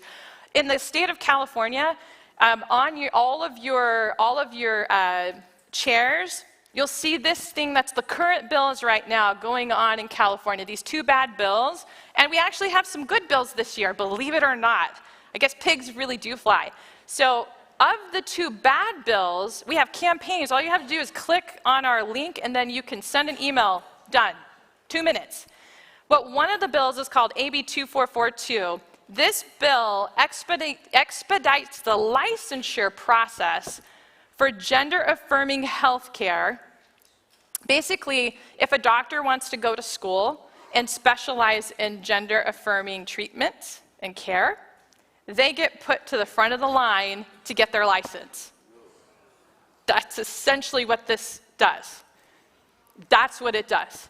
So heart doctor, pediatrician, doesn't matter. This bill puts those doctors, those specialty doctors, to the front of the line. So how do we stop things like this? Well, the first thing we have to do is make sure we're sending letters to that legislator that we're not going to allow this to happen in our state, and we say something about it. We have to start there. So we show you how to do that. The next thing I want to bring to your attention is on the back, the good bills. So do you want to know one of the bills that did not pass committee? Wait till you hear this. So SB 1435 was a good bill that would protect children from obscene material. Would protect them. It would make sure that they didn't have that exposure too young, that it was age appropriate. Seems like a pretty reasonable thing, right? Guess what? That bill died because there was a party line vote to stop it from moving forward. So they're okay with obscene material? Like, do you see this totally upside down world that we live in, and why it's so important for PERK to have your help with us to make a difference? Another couple of things, we're working on organizing freedom leaders on these huge issues, bringing them together so that we have coalitions. We have a biometrics bill. Biometrics, how significant is this? Okay, Pastor Rob and Pastor Rick, you talked about how even several years ago we kind of saw some of the things coming. I'm telling you something very important right now. Melissa Oakland knows that our biometrics is connected to the digital ID and the vaccine passport. They want access to all of your biometrics so that it's impossible for you to fake a card or to, they want to control every ounce of your movement in society. Your taxes, your food, your water, pick any one of those, and they want the mechanism to control it to be your biometrics. So guess what we're doing? We have drafted legislation to protect your biometrics and to create penalties for reckless use of your biometrics without your informed consent.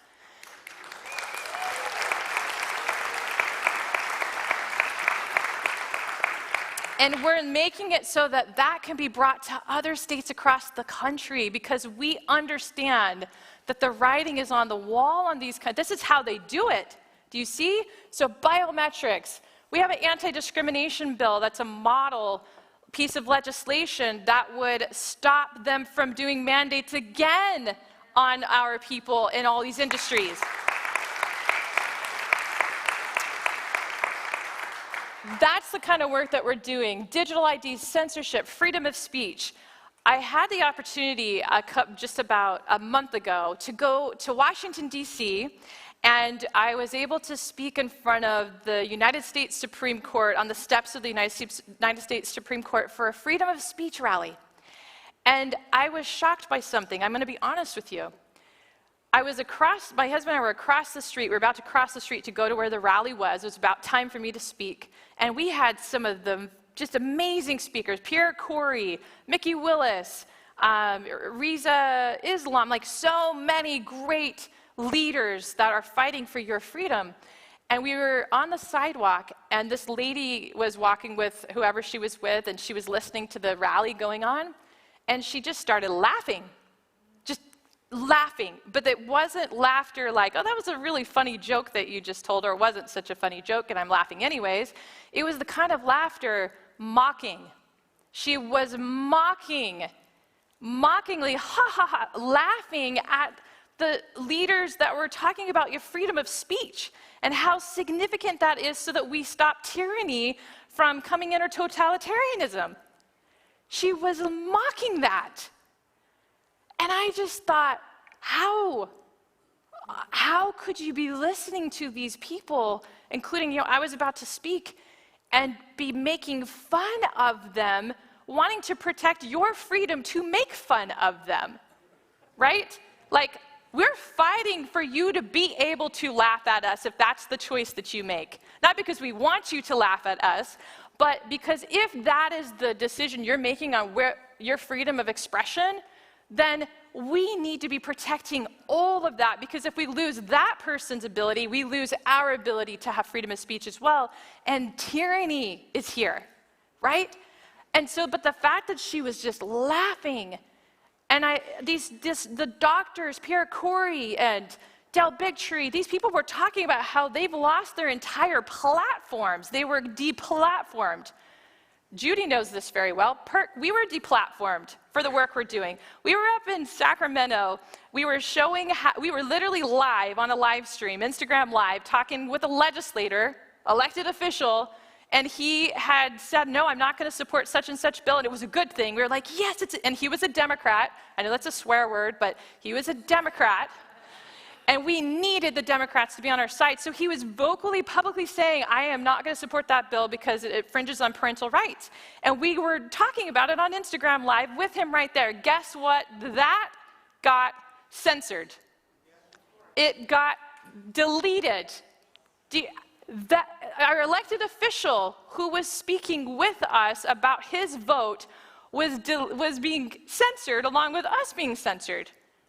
And that's just a small, simple. How many of you here were censored during the past few years in some way or another? Okay, at least half of the room has raised their hand. So America is under attack in all kinds of different ways. Our freedoms, our constitutional, it is a fundamental human right to be able to speak freely. And without that, that is the path that every tyrannical country has taken to then move towards removing all your rights, your gun rights, everything, and then you have totalitarianism, then you have China, right? So it is just incredibly important, this kind of work that we're doing, religious freedom. We have a really important lawsuit coming up. We need your help and support on that, but it's going to help restore religious freedom to the state of California. And so remember the saying that however goes California? What is the saying? How does it go? So goes the nation. I was just testing you. You all passed. Proficiency. So these are the kinds of things. Protect Kids Act. I want to say something about that. Has everybody here put their signature on the Protect California Kids Act? Okay, some of you have. What is that? We need you. All we need you to do is just sign. This actually would be a ballot initiative that goes to the voters that will ban any kind of gender treatment surgeries on children and minors. Let them make these decisions when they're 18 or above. But when they're young and they're minors, they don't have the capacity to give informed consent. They cannot do that. Their brains are not fully developed, right? So this ballot initiative protects those children. The entire state, we surpass even using the legislative body, because we know they won't support a legislation like this, and we're going to you. But in order to get to you with that vote in November, we need you to help us get on the ballot, right? So, Hala, so people know where to find you. Find Hala if you haven't signed this initiative. All we need is your signature. That's it right now. That's all we need from you. How easy is that? So that's the kind of stuff that we continue to work on and do here in PERK. Now, I want to focus on the who for a minute. Can I go to some bad news for just a few minutes? I feel kind of bad because I don't really want to give bad news, but there is bad news on what's going on with the WHO, and I think it's really important for us to talk about it. So I think we can agree that you here, we love our country. This is our home state. We're Americans. I think so. Is everybody here an American? Sort of. Half. Sorry. Okay, no. You're here because you love your country. And do you see and do you agree with me that our freedoms, everything's on the line right now? Do you feel that way too? Or is it just us? Do you feel that way? Do you see that? And the thing that I'm extremely concerned about is not only is our country's freedoms on the line and, fundamental rights are being undermined, you name it, all the things we're talking about, but we have another problem. And that problem is that there is a global agenda and a global effort to centralize all of the power into one place globally so that we in America and other countries no longer have our sovereignty. Hold on. Did you hear that word that I just used? Sovereignty? Well, how does that happen? Or what could this possibly do? Or how could, no. I've heard people, no, this is not going to do that. Okay, let me tell you this. Whenever we bring it out through PERK and we talk to you about something that's an issue, it's because we've done our research on it, and I'm telling you, I'm giving you a warning right now. This is something that every single person in this room needs to be awake and activated and working with us to stop from happening. And this is what can happen. This is what's going on. So, have you heard of the WHO Pandemic Treaty? Have you heard of the IHR regulation amendments? The IHR amendments. Okay. There are two things happening simultaneously right now. You have a treaty, an agreement that's being introduced to all the member states through the WHO, and then you have the IHR, which is already established in the WHO. This is just like regulations, where they want to amend it. They want to change some things in there, okay? Now, what's so significant about this is what those changes would be and what they would mean for all of us. So, one of the changes they want to make is global governing authority. As of right now, technically, I know the WHO has a lot of influence and all that, but technically, they're in an advisory role, right? So they're able to give recommendations via their organization to other countries throughout the world to say, hey, do this, do that, here's how you should handle an outbreak, etc., for health, right? That's what they're advisory. Now, sometimes those countries and policies are implemented as if they are the rule and the law, but that's not true right now, okay? But with this treaty, they're trying to change that, and they're trying to supercharge the WHO so that it's no longer advisory, that instead it moves to more authority that would give the WHO the ability to mandate. Did you hear that word? To enforce, to take everything that we experienced during this lockdown, everything that happened in California, everything that happened across the world. Imagine that governed and pushed in a more enforceable way with compliance measures in place through the WHO. They're trying to get countries to sign into an agreement with them that is binding. That word is significant, binding. So that this agreement makes it so these member states throughout the entire world are bound to what the WHO says to do. Do you know what it also does?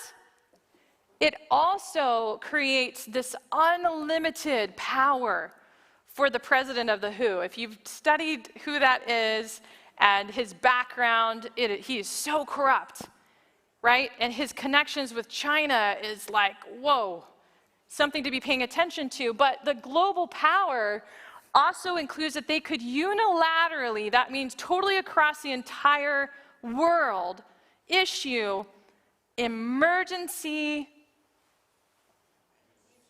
everything. Pick one, health emergency. What happened with COVID?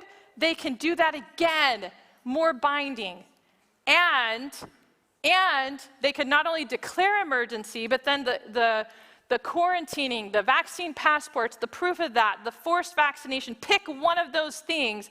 Those are already in their IHR regulations. Did you know that? But it's not binding right now. So they want to change the words in all these agreements to shall, S-H-A-L-L, instead of may, so that countries have to or feel obligatorily to do the things that the WHO says. This is they're going to vote on this, you guys, at the end of May. And I was invited to speak in Geneva right at this time when the WHO is voting. And I told my husband, I said, I'm supposed to be there. I'm supposed to be there because for some reason, God is working through a really just small nonprofit in California with amazing people that stand with us and behind us to go to the front when these things are happening and our freedoms for this state and this country and the world are on the line. So unlimited global power with their directives and treatments, they can suppress the treatments. They also, in these agreements, would be able to create a global surveillance state in the world. Global. They're trying to build the infrastructure right now so that we're going to stop them, but if they were to pass this, it creates this infrastructure for global surveillancing across the entire world, blocking you your text messages, social media. We haven't even begun to see what it could look like in our world if this is mandated and every country complies. So when you hear Biden talking about wanting to still stay in the WHO and sign this treaty, this is what he's signing. This is what he's trying to do. This is one of the greatest threats to the sovereignty of our republic that we have yet to see to this day. This is the greatest threat right now, right at our doorstep.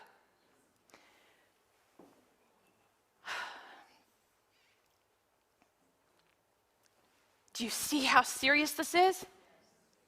Can you imagine what will happen to climate change, guns, border? Did you know that the things they're trying to put into these treaties includes being able to declare emergencies about animals, climate change, guns, border, plants, animals?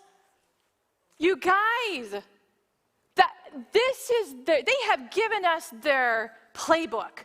They have literally exposed and shown us what their intention is to shut down our infrastructure, make it so that we cannot communicate with each other, cut our supply lines on resources and communication, change our food supply, all in the name of health emergencies, climate change, gun control, border emergencies. This is what is in this treaty and these amendments. And I know, I've heard, well, we've got, Biden can't do that. He cannot do that. He cannot give away America's sovereignty. And guess what? You're right.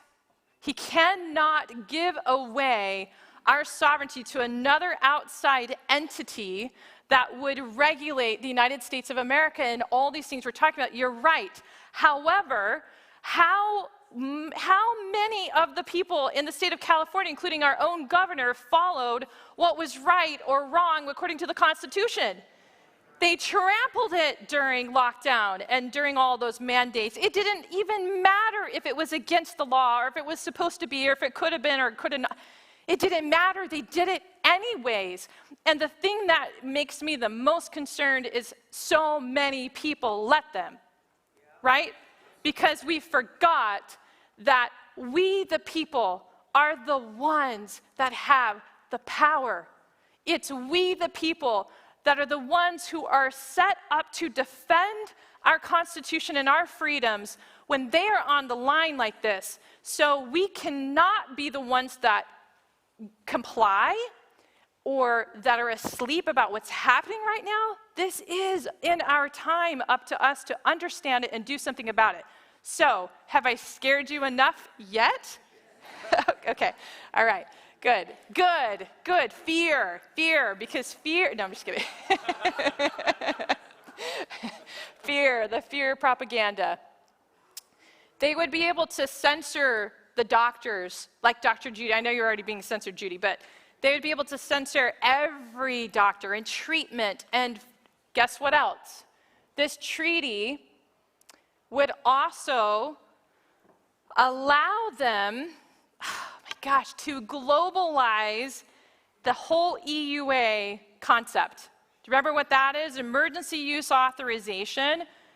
When that happened over the past few years with the COVID shot, what it meant, just as a reminder, is it meant that they brought to you and to I and to our entire world a product that did not have its licensure done yet. The clinical trials were not done. The animal studies were not done, or they were surpassed. And it was still brought to you as an experiment, an experimental product not yet proven safe, okay? So in this treaty, why is this significant? Because what they're trying to do is bring that into a global EUA, emergency use authorization for shots for the next pandemic. I couldn't help but say that right. It just like a Freudian slip, it like came out. I did study psychology, and so, anyways, but this rapid thing, and not only the EUA component, but also being able to move shots through the public in 100 days or less of their creation in manufacturing. What would that do for our health, for our society?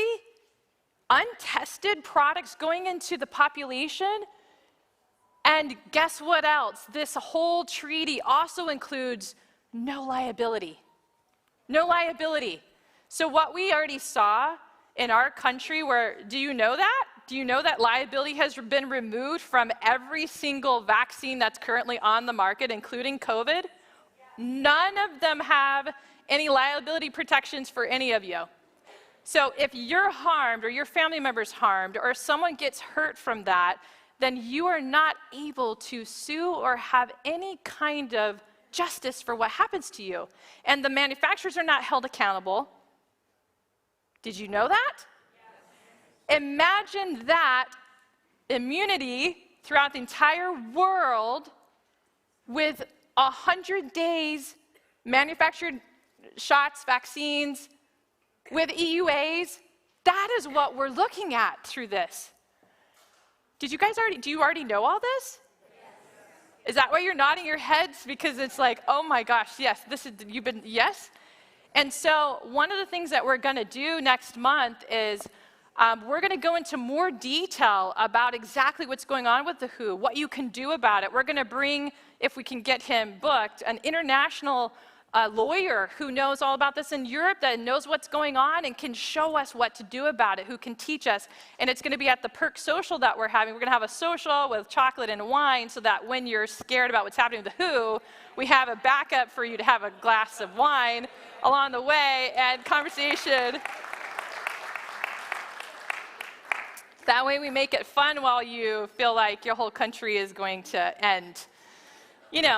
And laugh while we drink chocolate too. Or not drink chocolate, eat chocolate. You know what, drink it all, it's fine. Wine, chocolate, all good. Okay, so global censorship, vaccine passports, they want to push vaccine passports in the entire world, using your biometrics as the gatekeeper for you to travel, your freedom of speech, every single thing is on the line. But anytime there's anything that happens, I don't know what's wrong with this, what did I do? They're censoring me right now. God speak? No. Did I do it? Okay, so here's what you can do about it. Okay, if you are like, how can we stop this? There are things you can do. So you can actually support this bill, HR 1425, the No WHO Pandemic Preparedness Treaty Without Senate Approval Act, which essentially is that you would be telling your legislators at the federal level that you want them to pass a law that forces the Senate to ratify anything that's considered a treaty like this. That's how we block this right now. So can you do that one thing where you go to PERK? It's super easy. Go to PERK. We have campaigns ready. It's so easy to take action. Send a letter. The other thing that you can do, and I want to read this one thing right here, is the state of Louisiana. Guess what they passed related to the WHO stuff? Because our state rights do matter, and it will help us to win this particular battle. They proposed a law, and they passed it in the state of Louisiana that says this, it's the best. They proposed a law that provides that the World Health Organization, the United Nations, and the World Economic Forum shall have no jurisdiction or power within the state of Louisiana.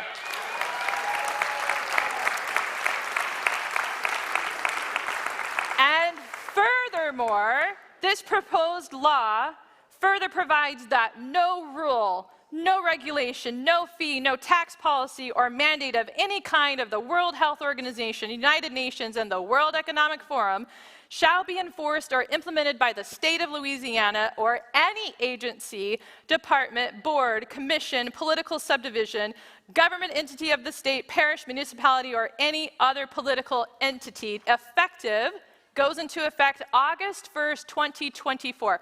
We're all moving to Louisiana.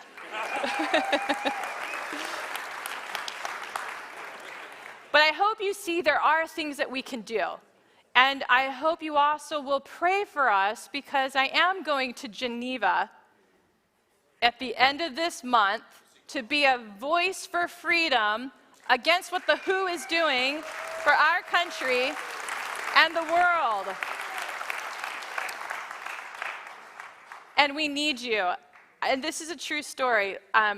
Last night, I went to bed at 4 o'clock in the morning. I know it's so early.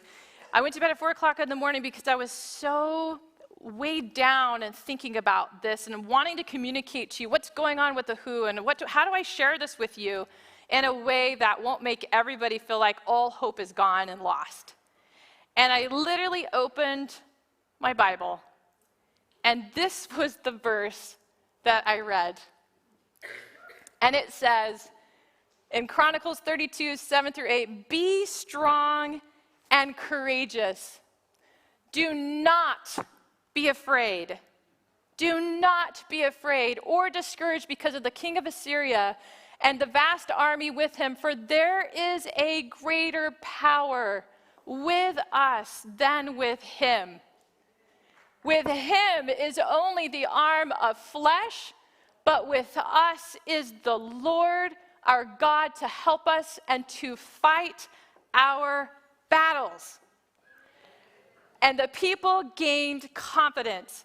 If there's anything that you take away from our time with you tonight, and I'm so excited for our next speaker. I know you guys are too. She's like one of my favorite women leaders out there, and I cannot wait for her to speak to you.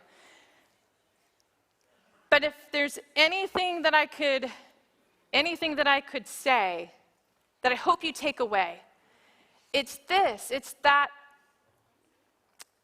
when there's a battle happening between good and evil, light and darkness, and all these things that are all around us in this time, it's such a unique time. It's a biblical time, you guys. It's biblical, what's happening with Israel, what's happening in the world, these lockdowns, all of that. Then we have to remember that our only way through this, the confidence, the strength, the courage, the not getting discouraged, not being afraid, happens because God is with us and that he will win this battle with us.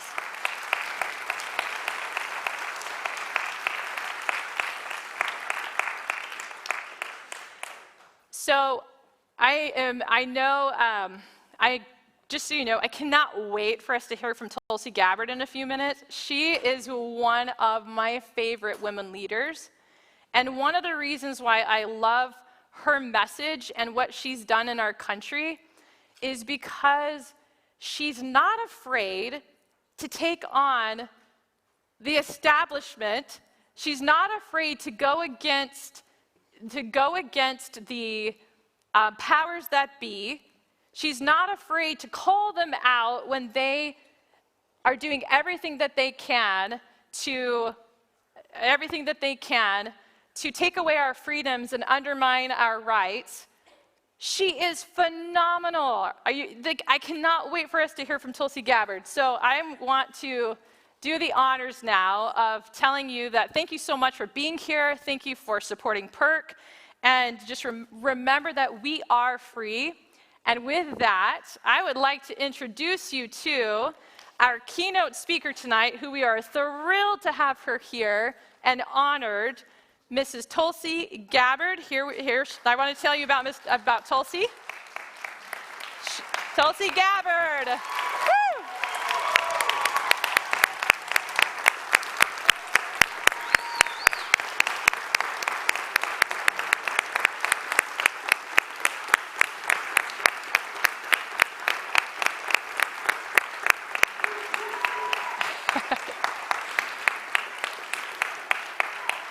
I remember seeing Tulsi Gabbard in the presidential debates, and that was the first moment that I was like, oh my gosh, who is this powerhouse woman leader in this country? And just so you all know, she's a 4-term congresswoman and 2020 presidential candidate. Tulsi Gabbard is a combat veteran with 3 deployments to war zones in the Middle East and Africa, with more than 21 years in uniform. She now serves as a lieutenant colonel in the U.S. Army Reserve, commanding the 440th Civil Affairs Battalion, and leads her nonprofit organization, We Must Protect. Lieutenant Colonel Tulsi Gabbard was first elected to the Hawaii State Legislature at 21 years old, and then to the Honolulu City Council. She served 8 years in Congress as a member of the Armed Services, Homeland Security, and Foreign Affairs Committees. Foregoing a run for re-election in 2020, she ran for president in the Democratic primary. Tulsi left the party 2 years ago and is an independent. She puts country before party and approaches every issue with the aim of ensuring the safety, security, and freedom of the American people. Her story and message is shared in her inaugural book, For Love of Country, Leave the Democrat Party Behind. Please give a warm welcome again for Miss Tulsi Gabbard. Hi. Thank you, Tulsi. You're amazing. Oh my God. You make. Thank you. Thank you so much. Thank you for the warm welcome. Aloha. So I took the scenic route coming here. Got to see a little bit more of your beautiful state than I expected. But I was told when I said, okay, I'm going to take a little longer than planned. Yeah, no worry. Because you guys got a lot going on, and there's a lot to talk about. I want to start with hope. You know, I was, everywhere I go, there are a lot of challenges to discuss. You start the day looking at the news and figuring out what's going on in the world. What are the things that we need to tackle? What are the things that we need to highlight? And instead of immediately launching into the great challenges and problems that we face, I want to start with hope.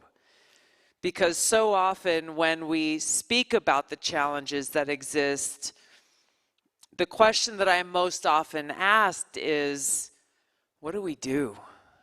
Is there hope? Because the darkness seems to surround us on all sides. The forces of evil, the forces of greed and power-hungry politicians seem to be so all-pervading and powerful. What do we do? If I'm just one person, if we are just this small group of people gathered here today, what do we do? Where do we find hope? Our hope is in remembering always and having faith in God's unconditional eternal love for every one of us.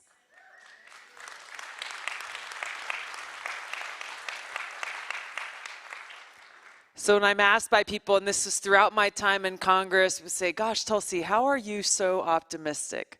How are you not just walking around with a dark cloud over your head all the time? That's why. It doesn't take away from the seriousness of the challenges that we face. It doesn't take away from the very real consequences of the decisions that are being made in Washington that are impacting us as individuals, that are impacting our families, that are impacting our communities, that are impacting our ability to live as a free person in a free nation. All of these issues are very real. But keeping centered in and focused on that eternal truth, that with God's eternal love springs eternal hope, and that with God's eternal love springs courage, springs the strength that every one of us needs to take on these all-important battles. When we are resting in God's love, we know there is no fear.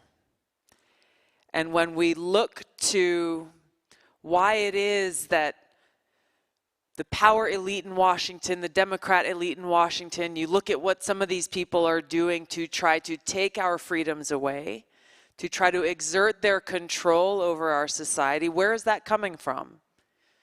It's coming from a very deep-seated place of fear in their hearts of losing power.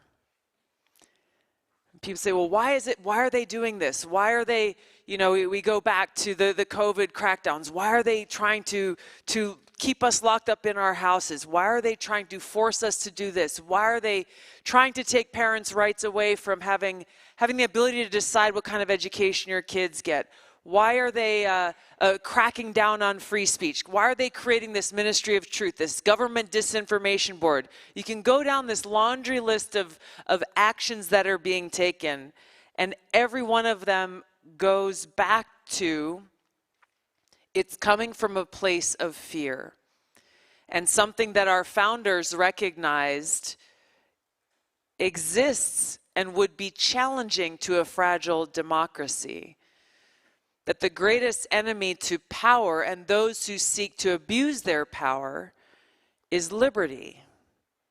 A free people who can think for ourselves, who can gather information for ourselves, make our own decisions, make our own opinions and views about what's happening in our country or around a specific issue. While they have money and they have influence, they have the propaganda media, they have big tech, they've got all of these very powerful tools at their fingertips. It's still not enough. It's not enough. Because whether they're willing to admit it or not, deep down in their hearts, they remember those words that are in our founding documents, we the people. And they know that if we choose to use the power that's in our hands through our voices and through our votes, through our actions, through our pocketbooks, we are far more powerful than them. If we choose to use it. And that's really what it comes down to is how do we dig ourselves out of the mess that we are currently facing today? In those founding documents, we are reminded that a just government only exists with the consent of the governed. And so, while there's every piece of responsibility that we should place on these politicians for the decisions that they are making, we also have to look in the mirror and ask ourselves, well, what am I doing? What role do I have to play in getting us out of this?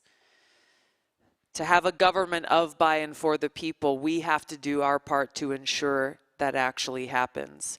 And so it begins with that accountability. It begins with being informed before we go and cast our votes. There is so much opportunity to completely transform our government against all of the powerful odds that are stacked against us if we choose to mobilize, which is why I'm so excited about the work that PERK is doing here, because you're taking that grassroots power and that grassroots energy that exists within every single one of us and sending a very strong message to those in leadership here in California about where you stand and who you stand with.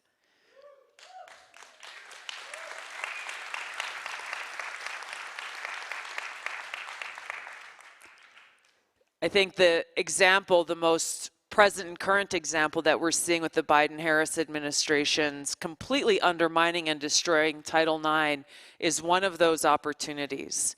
In this highly divided and polarized political environment, to say that it's partisan is almost putting it too lightly. It's gone beyond partisanship. It is an us versus them mentality, but what I see is the us is those who are the most powerful elite, and the them is the people. And so when we look at things like President Biden's destruction of Title IX in the name of, fairness for women and girls, has done the thing that is most offensive, that is the most egregious expression of hatred and hostility toward women and girls, in completely destroying Title IX by saying any person can now benefit from Title IX, taking away those opportunities from our girls and young women, completely changing potentially the trajectory of their lives.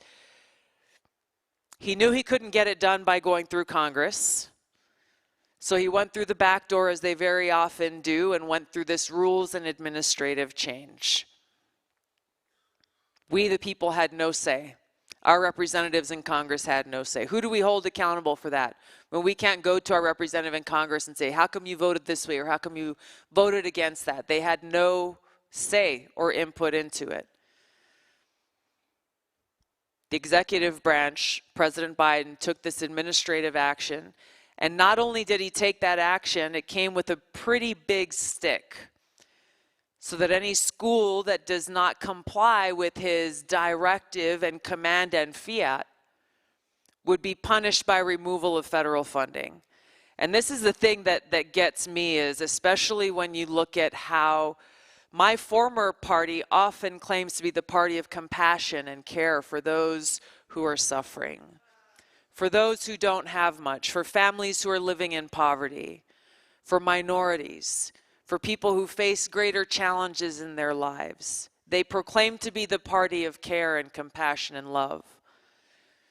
But when you look at their actions, you see the exact opposite. That President Biden proclaims to care so much about women and girls that he's going to take away their opportunities through Title IX.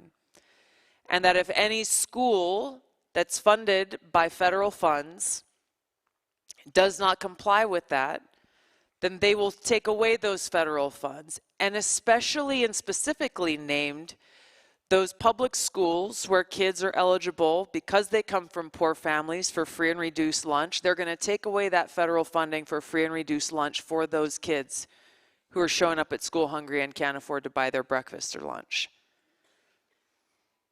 It's hard to actually understand how any person with a heart could think that this is a good thing, that this is a positive thing. I've given up on trying to apply logic and, rational thinking to so many of these decisions. The only rational explanation really is what I talked about, that this is about power. We see some of the protests that are happening, another example, that are happening in college campuses across the country. The protests that proclaim to be for Palestine, but really are for Hamas terrorists and this radical Islamist ideology.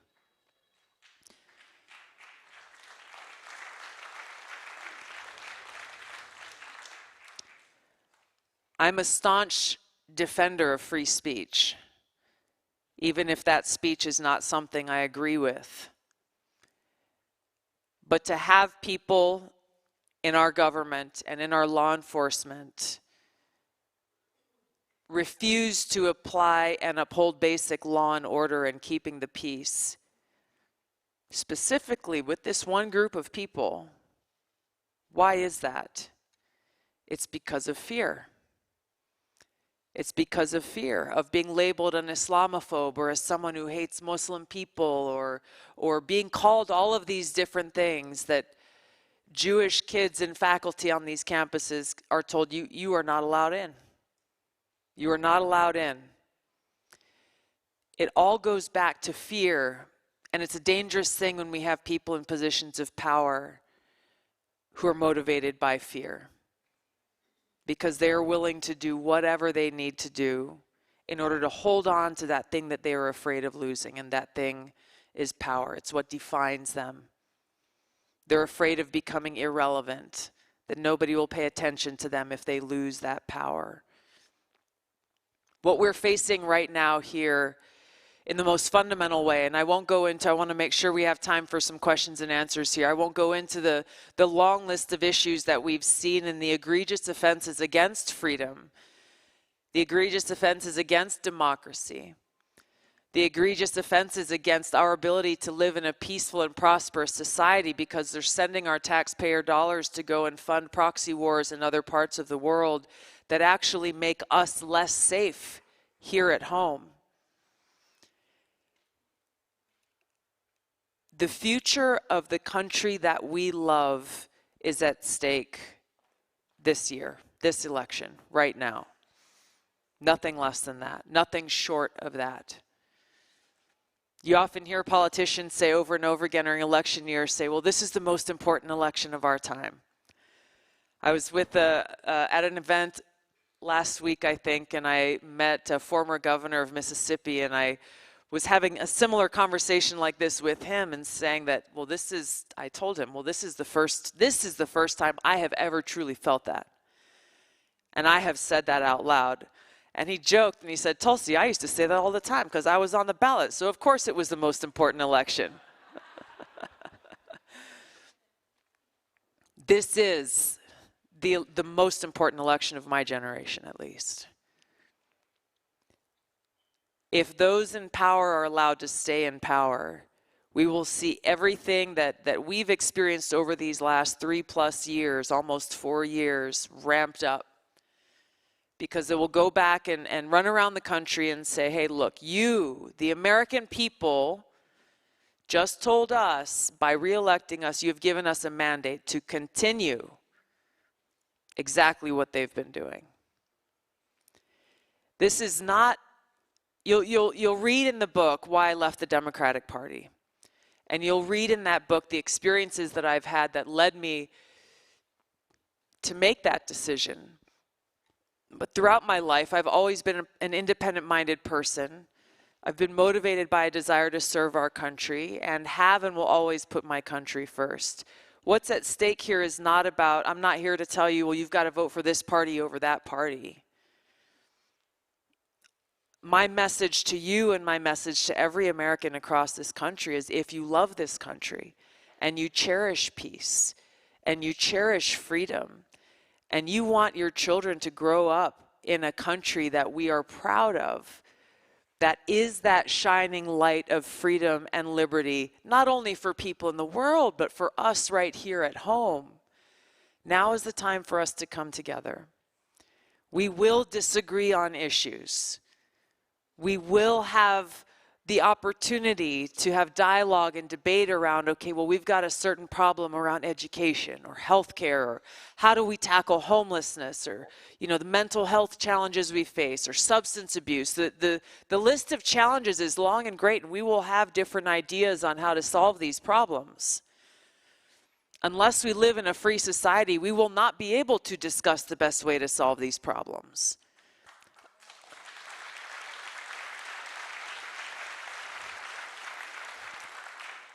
The fact that during COVID, whether on social media in particular, was happening to so many people, saying things that were very obviously true were cause for banning and censorship. And you were accused of spreading disinformation. And it's happened with other issues, and it related to foreign policy and domestic policy. And you talk to people in Washington and say the biggest threat that we face is disinformation, misinformation, hate speech. Well, who gets to decide what that is? I talked to a Coast Guardsman last night. I'm losing track of where I am and what state I'm in and what day of the week it is. It was last night. Thanks, I am in California. I was in Texas last night. No, Florida, sorry. See? Felt like Texas.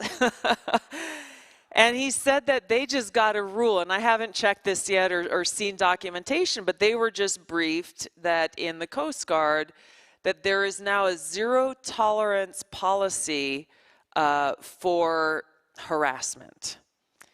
And that the definition is so vague as to say, if I say something that offends you, then you could accuse me of harassing you. His point was, you know, how many veterans or people in the military we have here tonight? A lot. Thank you. So you know very well, as you do with your family or your actual brothers and sisters or your military family or veteran family, you know, you give each other a hard time. There's some tough talk that goes around every now and then. You give each other some crap. That's just the way it is. His point was, we were talking about recruiting and retention in the military and all these challenges they have. Well, now, okay, yes, of course people should be treated with respect. But you also have to be able to have a little bit of fun and not be worried about every single word that comes out of your mouth.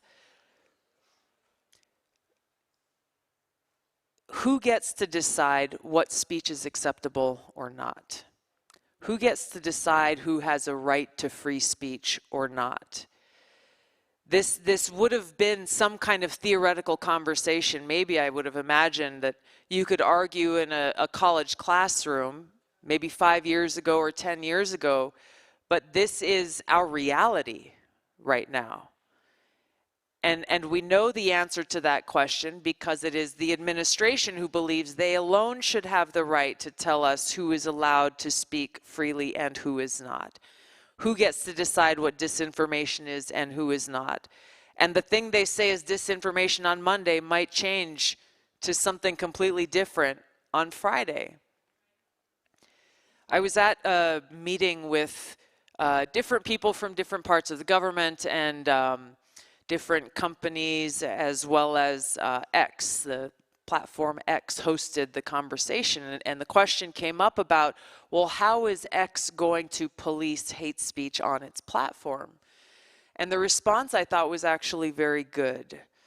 The response was that it is not the responsibility of corporations and businesses to try to tell people how to speak or how to act.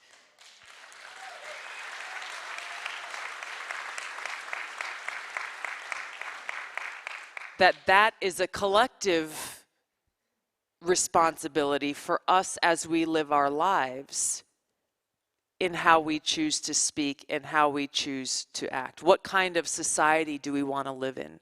Do we want to be the person that's always spewing things that are ugly or dark or hateful, or do we want to be the person that's speaking the truth and spreading a positive message that is focused on solutions and how we can grow collectively together? And that is our challenge and our task before us, every one of us as Americans, is not just to go blindly in one direction or another because that's where the pack is going, but to say, even as we may disagree on certain issues or on certain solutions to problems, now is the time for us to come together as Americans, proud Americans, who love our country deeply and stand firmly together on the foundation of freedom. Freedom is on the line. Our founding fathers disagreed fiercely on different issues. They had public debates that sometimes went very, very far, but ultimately they came together around the most important things and chose those words very carefully that they put in our founding documents. They showed us through their example of how to be an American. This is what we must do now for each other, for the sake of our country, and for our ability to continue to live free in this country. Thank you very much. Thank you.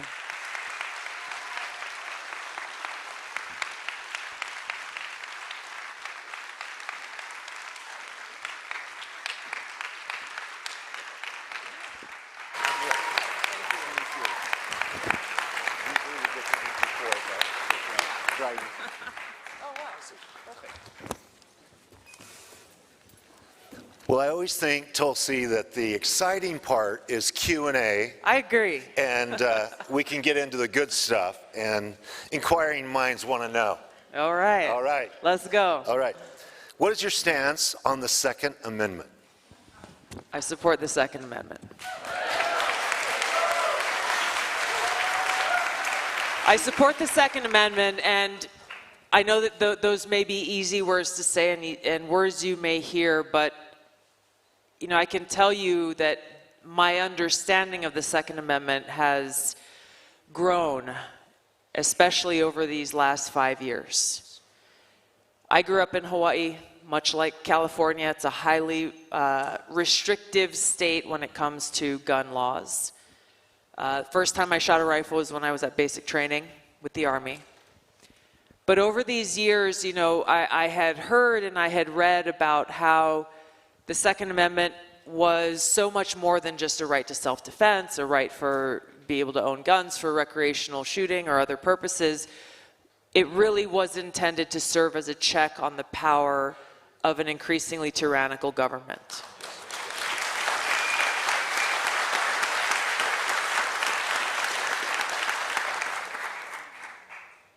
It seemed like a far-off, unrealistic future for a long time, until these last 4 or 5 years, when it has become very real what a tyrannical government in our lives in this present day actually looks like. With just following up on that a little bit, our founding fathers knew that it was a checks and balance, just, you know, sitting in the corner of your cabin or your house, and we saw countries like Australia, very much like Hawaii in its restriction, that they disarmed the people in 2016, and it's always the step towards a totalitarian regime because they must disarm the people. Yeah. It's crazy. That's exactly true, and you also just see, and again, I saw it and I experienced it throughout my time in Congress, where it almost always never happens immediately and overnight. These incremental restrictions. I just learned from my friend Matt, who drove me here tonight. He's a veteran of the Marine Corps. I don't know if he's in here or not, but he was telling me about some of your laws here. When I was asking him, he owns a gun store. And I said, oh, well, do you carry this gun? And he said, oh, no, I'm not allowed to, because you're only allowed to carry whatever the state has approved. And if you try to get another model of like the latest Glock added to that list and it gets approved, you got to take 5 others off the list. Wow. Yeah. And so that's quite a cheeky way of trying to reduce the numbers of guns that you are allowed as law-abiding citizens to own in California. My point being that there are these little things that are being done at the state level and at the national level where they say, oh, we just have to do this one little thing because safety, but when in fact their real motive is to disarm the American people. And isn't it tragic that the political leaders use they're terrible, tragic shootings, yes, oftentimes at schools, and they use that to promote their agenda to enforce gun laws, but gun laws only work for honest, law-abiding citizens. All the criminals can get guns, so it only restricts people that would want to protect themselves. Yeah. It is, and you know, it's unfortunate when we see other murders that are being done with other weapons, but it does prove the point that if you have someone who is intent on harming or killing others, they will find a way to do it. I was overseas recently with the Army in the Pacific, and we were doing our Army Reserve 2 weeks of annual active duty, and I was in a very small Pacific Island country where there's no guns allowed at all, but this country has a string of different islands, and I was taking a few of my soldiers to drop them off in each of these little spots. They're civil affairs soldiers, and I heard as I was going, everyone was telling me, when I go to this one spot, they're like, don't get off the plane. It's like, why? They're like, that place is dangerous. It's the only island in this country where they actually have like 22 murders a year, and the population is very, very small. I was like, oh my gosh, what's going on there? And they're like, well, they have no guns, but they take these pieces of iron barbs, sharpen them, and deploy them with slingshots and hit people in the neck and their jugular and actually kill people. Like, it's a pretty gruesome situation. So I was telling my soldiers, like, you better check in with me every day. Don't go to this part of the neighborhood. But it just proves the point of humanity for all of time. If you seek to do harm to others, you will find a way to do it. What is your take on the woke agenda and how it erases women in this, it's crazy to me that the left that has always stood for women's rights, I'm wondering where are all the feminists for these precious girls in athletics that have to go, and men are taking their trophies. It just seems outrageous. Yeah, again, I mean, it goes to fear, it goes to lack of care, and being disconnected from all forms of reality. I have friends who are former colleagues of mine who have little girls. I don't know. I honestly don't know how they can remain silent in the face of this. Maybe it will take their daughter, being kicked off or being afraid to go and play on the volleyball team because she'll know that she's playing against a far stronger and faster boy with long hair. I can tell you that there are a lot of members of Congress who, they say, well, this is not a big issue because it only affects a couple of people, so we shouldn't even really be talking about it. None of them have children or grandchildren who are of age, and it just, frankly, it points to a lack of care and being disconnected from the very real reality that so many parents, young girls and women are facing across the country. Obviously, Riley Gaines and so many others who are now finding their voice and courage to speak up is such an inspiring thing to see, and they are the real feminists of our time, and it's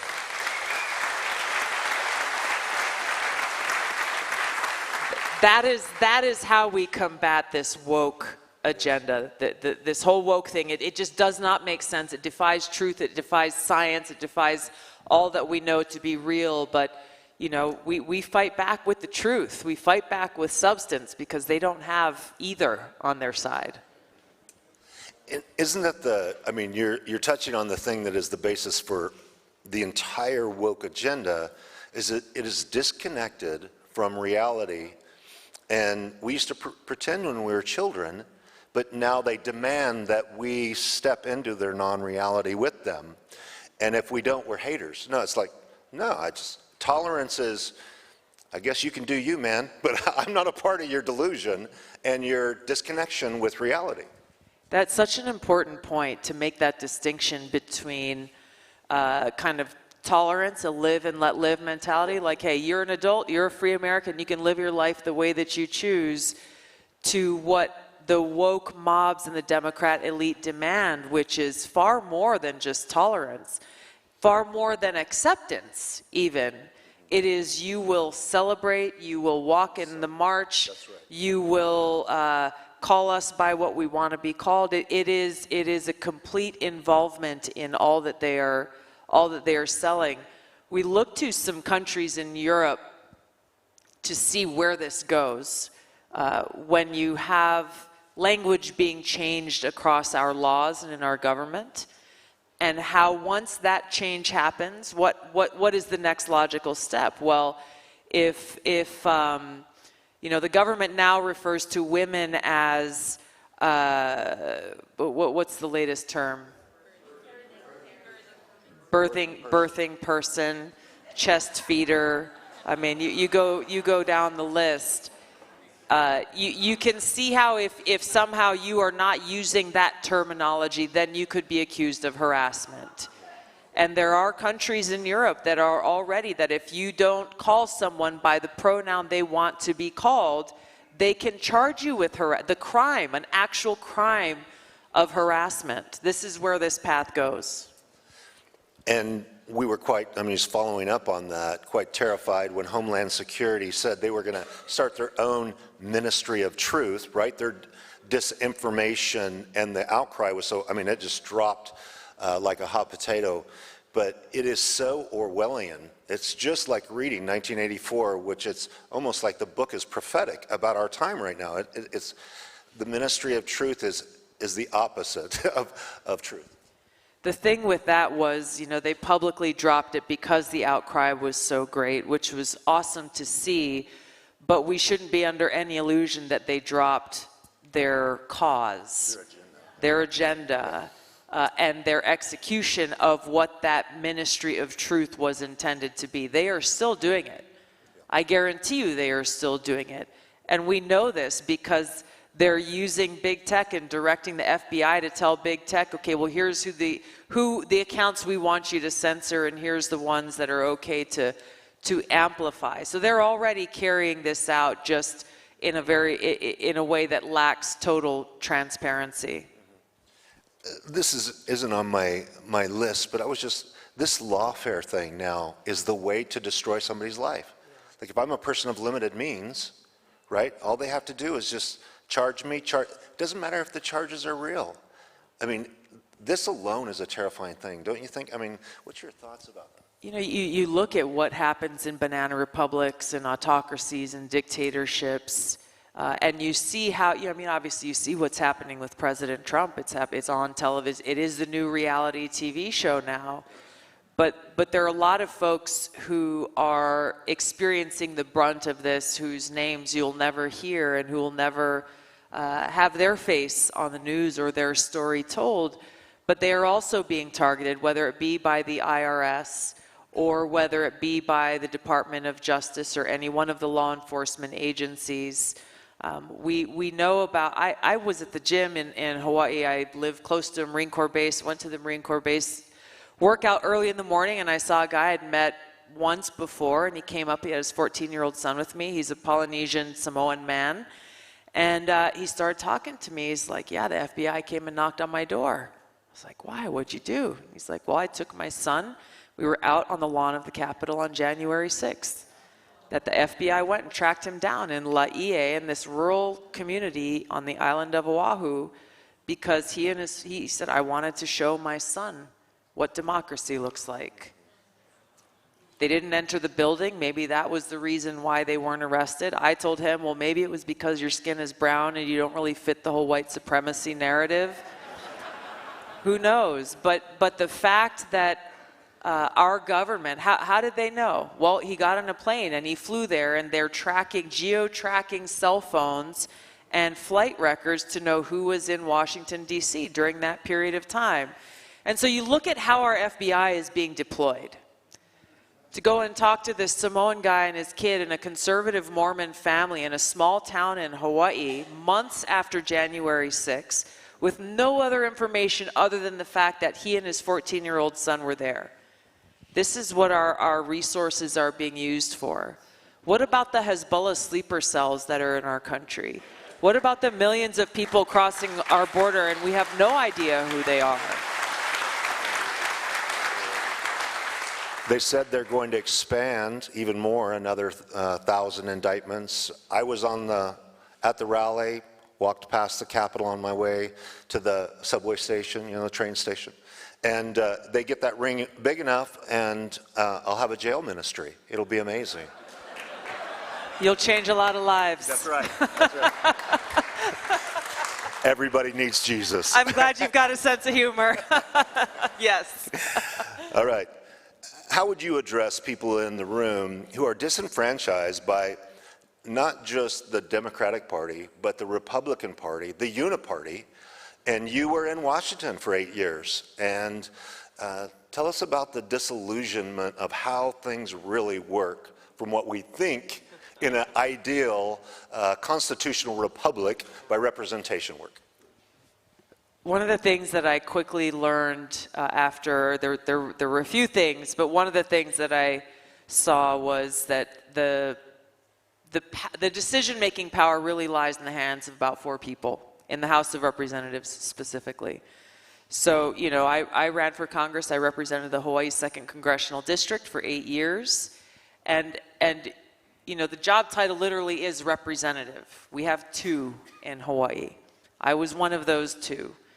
I had very little ability to get my legislation brought to the House floor for a vote.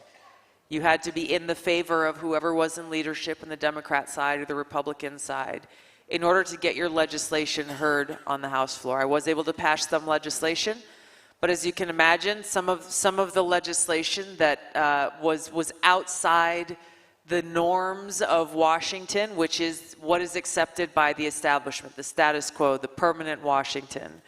They will never see real solutions see the light of day if they don't benefit one party or another. We tried to pass some rule changes while I was there that said, okay, well, let's democratize this process a little bit so that the people's voices have an opportunity to be heard. If I introduce legislation, for example, and I can get 1/3 of the members of the House of Representatives to support it, to co-sign my legislation, let me do the work to go and make my pitch to my colleagues, tell them why this is a good bill, why it solves a very specific problem, and then let it pass or let it fail. Let me do the work that I was hired to do by my constituents in Hawaii. There's very little appetite for that. Why?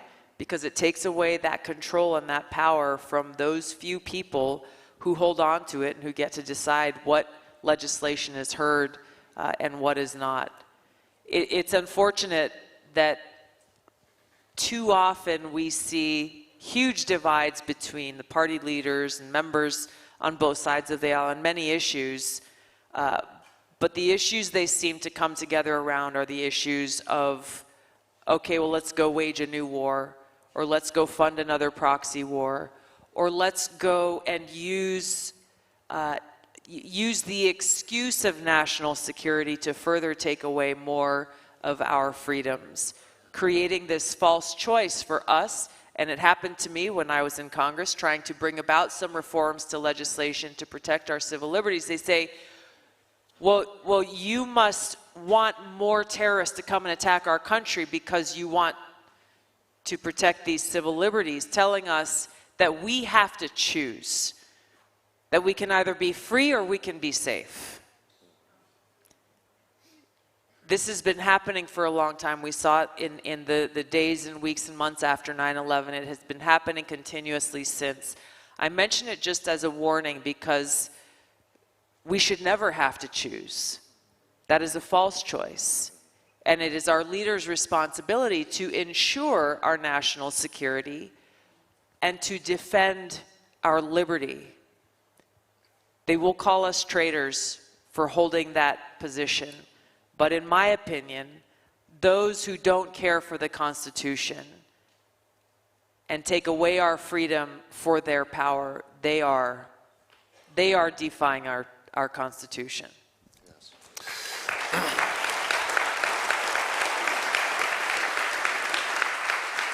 C.S. Lewis said, those who trade their liberty for security get neither.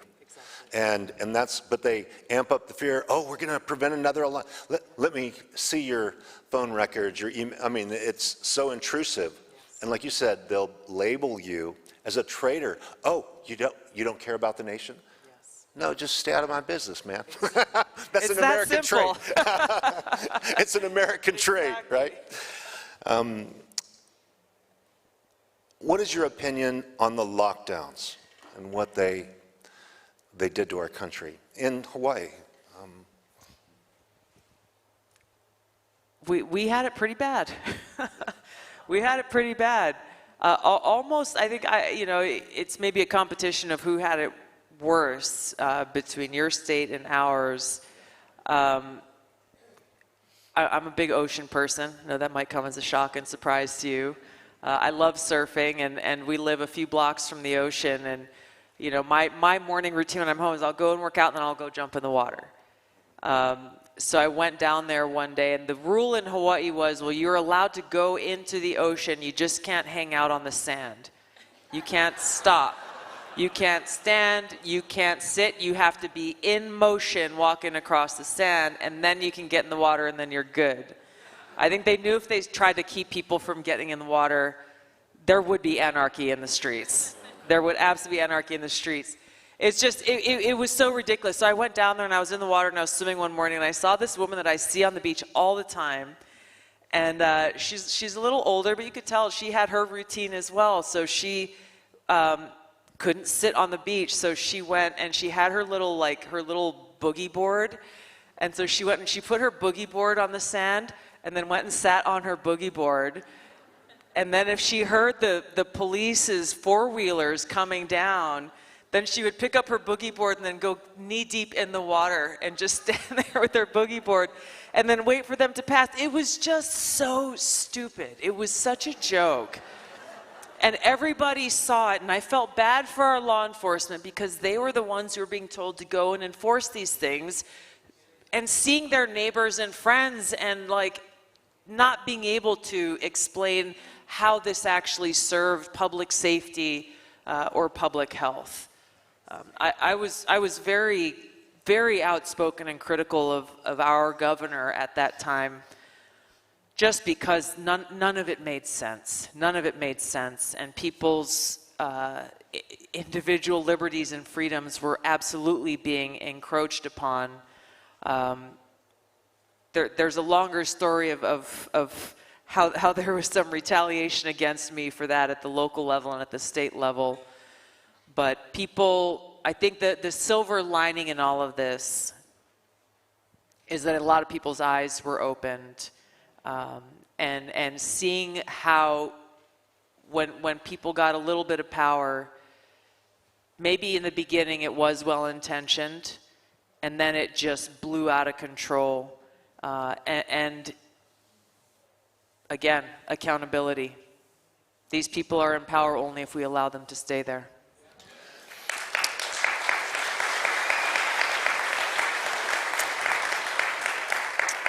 All our constitutional rights are violated through the pandemic. They shut down businesses. They destroyed businesses. They'll never open again. And yet, through that, the ugly monster of the pharmaceutical industrial complex and the money of big pharma and the sheer power and dominance, I think shocked us all, kind of, grabbed us by the throat. And in retrospect, after seeing it all, I mean, whether it's Wuhan lab leaks and all that stuff, from your experience in Washington, what do you make of all of that? Was it a practice run of tyranny? Was it, you know what I mean, all the things that we could think about? It was global. We've never seen anything like it. Yeah. I want to highlight what you're talking about with the pharmaceutical industry, because it is obviously at the heart of the government's response to this, and how it was that I remember seeing Jen Psaki, the White House press secretary at that time. Oh wait, let's circle back. Circle back. Exactly. Circle back. One of the reporters asked her about whether or not the White House would be recommending to Americans, knowing that those who had maybe were overweight or who had compromised immune systems or who were unhealthy would be more susceptible to extreme symptoms if they were to get COVID. So are you going to include in your daily health briefing to people that you should exercise and try to eat healthy and strengthen your immune system, and most people are vitamin D deficient, should take some vitamin D, and so on and so on. And she couldn't just say yes. Yes, try to be healthy. Yes, exercise. Yes, eat nutritious food. Her response was, well, we will issue the recommendations of the CDC, and the CDC's recommendation is for everyone to get vaccinated. And that was it. That was it. It's hard to take people like that seriously when they aren't able to just use their common sense and say what is obvious and staring us all. Yes, be healthy.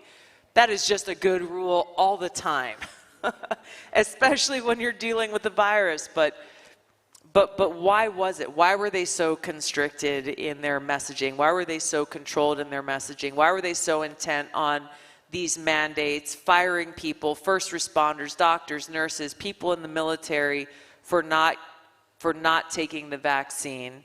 Even now, I just talked to somebody a couple of months ago who was a firefighter who was still let go because he hadn't gotten the latest, I don't even know what number, booster shot they're on now. It's to see the blatant loyalty to the pharmaceutical industry at the expense of the health and well-being of our people and our society really tells the whole story.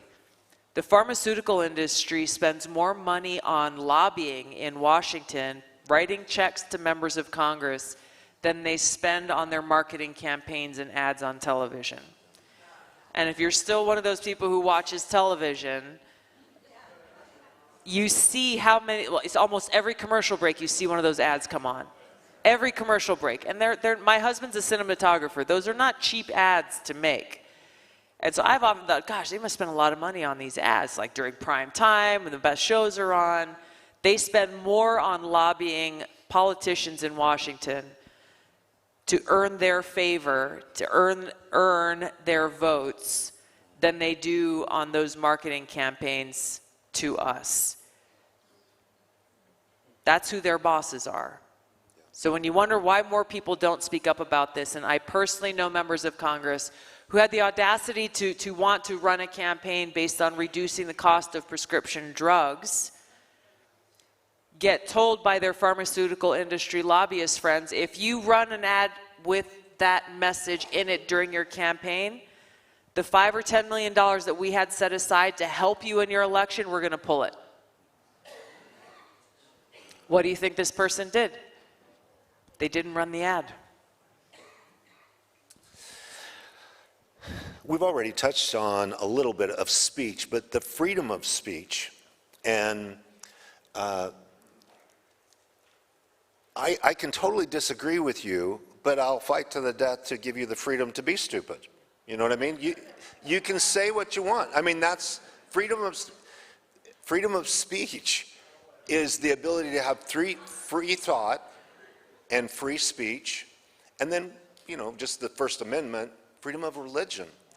And here in California, I mean, the strip clubs are open, the pot shops are open, the liquor stores, they're all essential businesses. All the big box stores are open, all the mom and pop shops are shut down, but church is non-essential. We can't sing if we come together, even though the Lord says, let everything that has breath praise the Lord. We can't sing.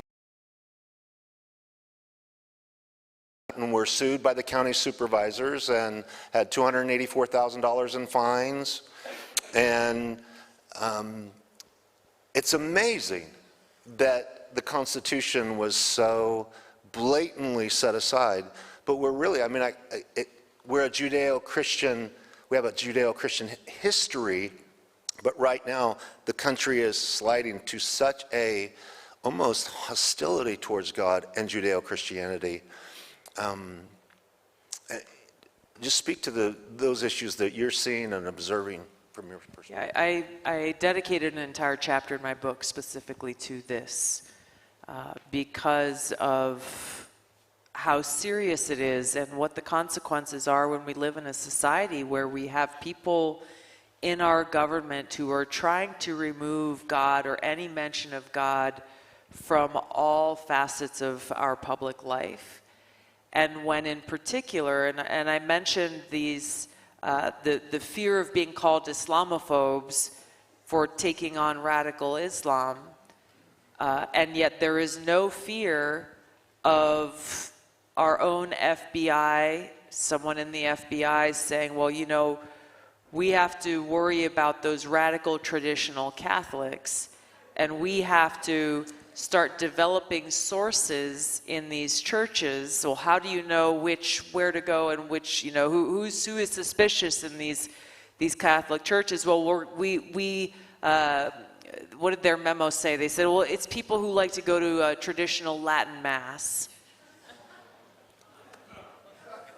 There are too many examples of how they are targeting particularly Christians in this country without any fear or concern or even a feeling like they have to cloak it behind something else. Some of the target words that have been revealed that they have for being flagged, whether it's in the IRS or some of these other agencies, it is deeply, deeply concerning. Again, it should be as concerning to an atheist as it is to a Christian. Because if one day this is you and the next day it's going to be someone else, it does not take a leap of imagination to draw a through line from this effort. And I saw it through different Democratic conventions I went to, different events that I went through. People opposed to even mentioning one nation under God when saying the Pledge of Allegiance. When you take God out of our society, it's no wonder you have people saying, well, you know, we can't call someone a pedophile, we have to call them a minor attracted person. It's no wonder that now we live in a society where you got a whole bunch of people who believe that any person can become, any man can become a woman just by saying it or thinking it or feeling it. That these things that are rooted in objective truth are completely cast aside. And so when you cast aside the truth and you cast aside God, what are you left with? An unraveling of the spiritual foundation of this country and our society. And no guardrails on what is right and what is wrong. Who gets to say? And it is often, as we are seeing, the most vulnerable among us, our kids, who are suffering the harshest consequence of this in a way that's impacting them in ways that are difficult to measure. Doctors, parents, pastors, experts were censored for sharing their opinions. They passed a law, it went through the California legislation, that if a doctor spoke publicly outside of the state narrative, they were going, their license, they would come under review and possibly lose their license. Governor Newsom signed, and in the preamble of it, this law is probably unconstitutional, but we need to protect, and went on to, you know. It said that? Yes, that was his words, and it was challenged immediately. It went, I mean, it was, they sued them day one, it was going to come out. It was we don't know, it's still in the courts.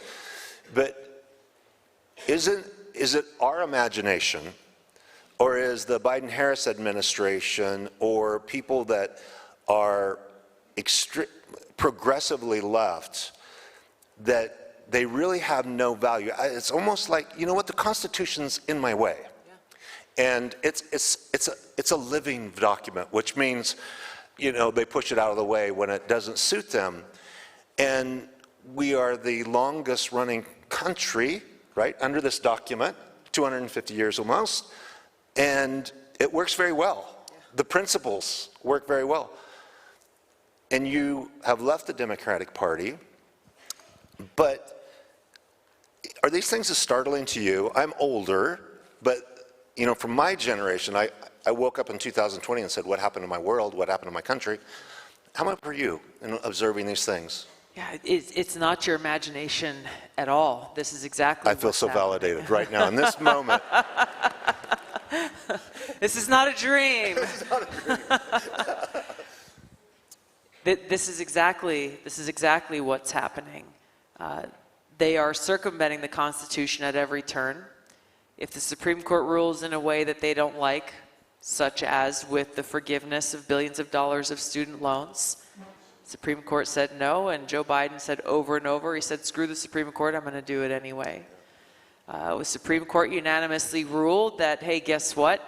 In an election, it's the American people who get to decide who they want to vote for, not some judge in Colorado who says that Donald Trump is not allowed to be on the ballot, or some elections officer in the state of Maine, or pick any one of these individuals in the 32 plus states that tried to get him removed from the ballot. When the Supreme Court unanimously ruled and said, no, voters get to decide who they want to vote for.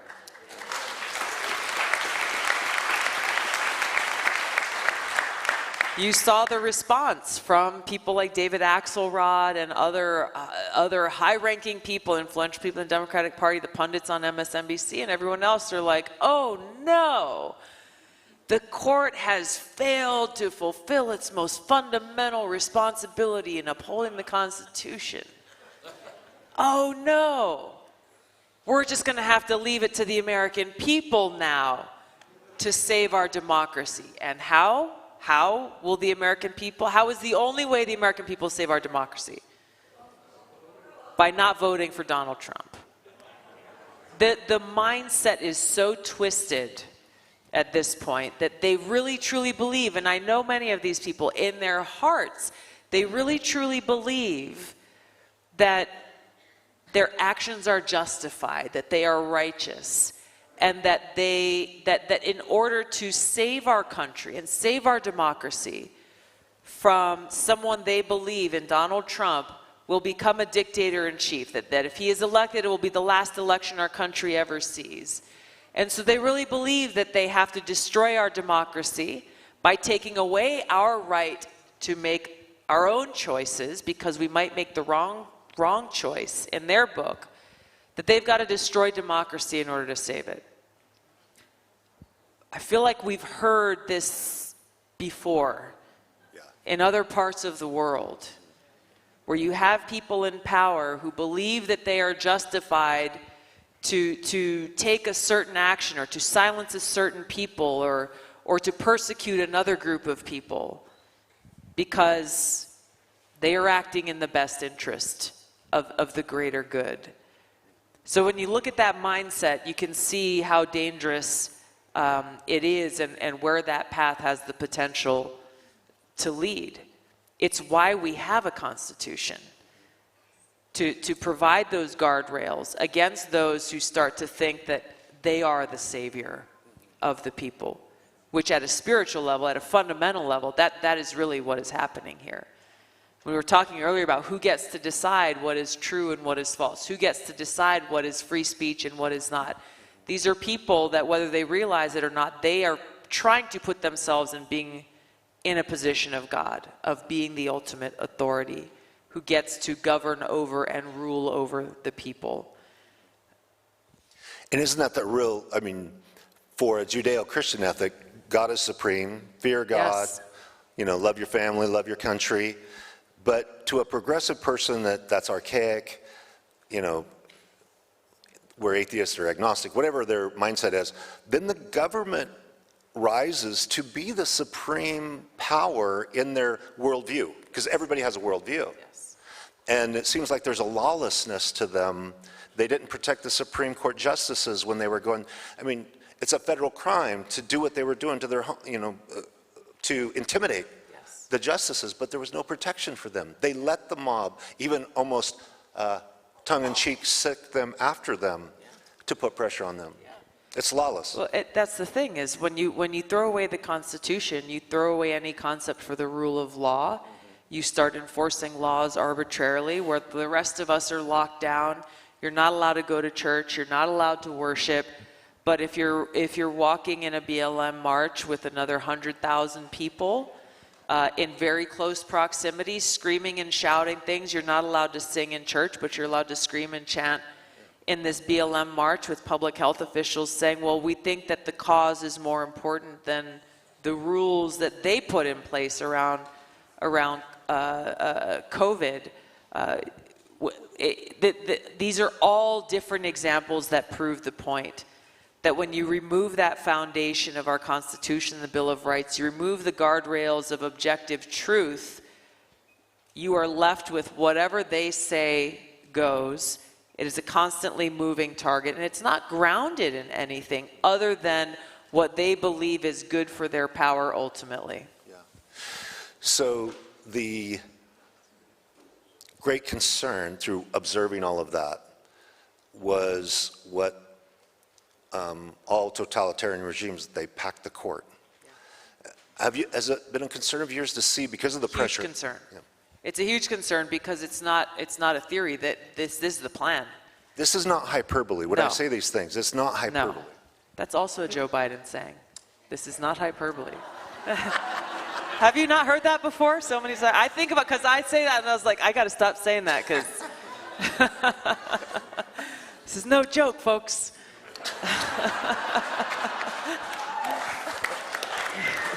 The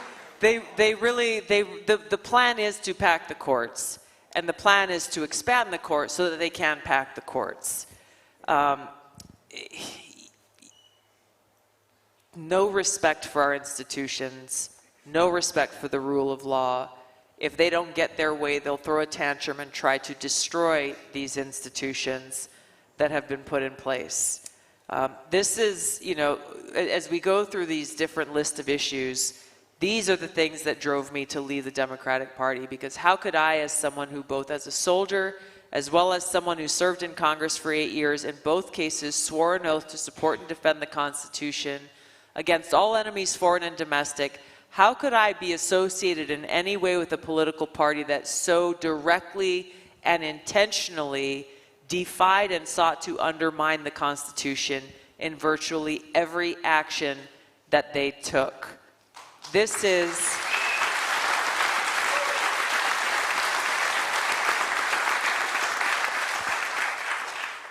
I'm not alone. When I announced that I was leaving the Democratic Party, I was very encouraged by the outpouring of calls and messages and emails and comments on social media that I saw from people from all across the country, many of whom were either still consider themselves Democrats but frustrated and angry with the direction the party was taken, or they had already left the party, or they're unaffiliated and just,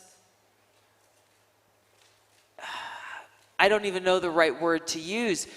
To say discouraged is putting it lightly, about what's happening in our country, and recognizing that through that discouragement, through that hopelessness, by coming together, by speaking the truth, by not being afraid, not allowing them to kowtow us into fear, this is how we actually defend our freedom.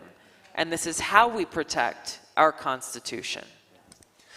The Harvard law professor, Alan Dershowitz, and his parents were both card-carrying communists. And he's not a Christian. He's Jewish, obviously, with Dershowitz as the last name.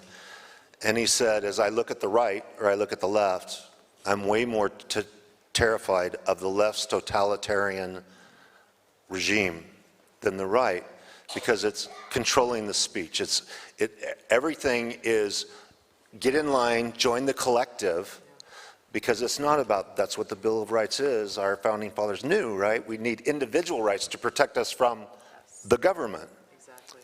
What's your observation? It's true. It's true. You know, the reason I joined the Democratic Party, I was 21 years old in Hawaii and looking. I didn't come from a family of like, okay, you know, my dad was a Democrat, his dad was a Democrat. My parents homeschooled all 5 of us kids. They taught us to be critical thinkers and actually like, okay, if you want to make this decision, you need to figure out what are the pros and cons, what are the consequences of going this route versus that route. And so I really started to look and think about, well, what party I was going to run for state house, and so I had to pick a party. And for me at that time, I saw a party that was a Big Tent party. It was a party that celebrated free speech, that welcomed people from all different backgrounds and different views, that actually worked with the ACLU at that time to protect and defend free speech, even for people who were not saying things that were popular or even acceptable at the time.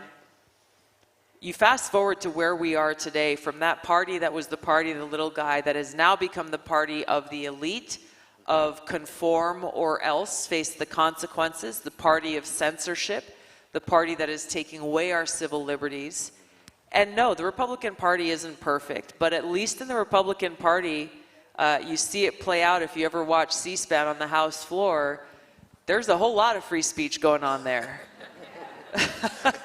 People complain, well, it's so messy, and why can't they just get along? And people ask me, like, why can't they just stick to the script like the Democrats do? Why can't they just toe the party line and just do this? It's like, you know what? Democracy is messy when it's working.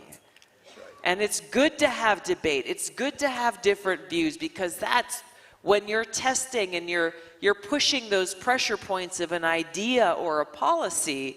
That's how we get to a better place and how we get to the closest thing to the right answer. And so it is encouraging, frankly, to see how in the Republican Party today, you know, it's unfortunate both parties aren't this way, but there clearly is a contrast between the two, where one is welcoming of diverse ideas and views and actual debate and standing up for free speech. The other party is not.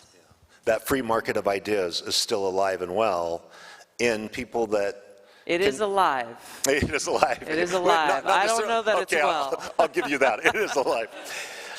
Tell me your perspective on, you know, when Eisenhower came back from World War II, and served as the president, he said the greatest threat is the military complex in the future, because the power machine, very much, we were talking about the pharmaceutical, it's a monster now, but so is the military. Yeah. To think about a guy who's a 5-star general coming to the end of his presidency, and the warning that he chose to sound for the American people was about the military-industrial complex and its cozy relationship with members of Congress. Unfortunately, leaders did not heed that warning, and that relationship is cozier now than it probably ever was before. You know, you look at these multi-billion-dollar spending packages that the Biden administration now is touting, and even Mitch McConnell saying, well, hey guys, this isn't really about Ukraine, this is an American jobs package. As a soldier, and I've served in 3 different war zones, I'm 21 years now serving the Army Reserve, it makes me sick. It really makes me sick to hear that, because there are wars being waged right now that President Biden himself could have taken a leadership role in ending long ago. So on the one hand, they say they care for the people of Ukraine. And on the other hand, they are stopping very real efforts to negotiate peace treaties to end this war, and using our taxpayer dollars to continue to fuel it. They're waging a proxy regime change war against Russia and using the Ukrainian people and their lives as the fodder.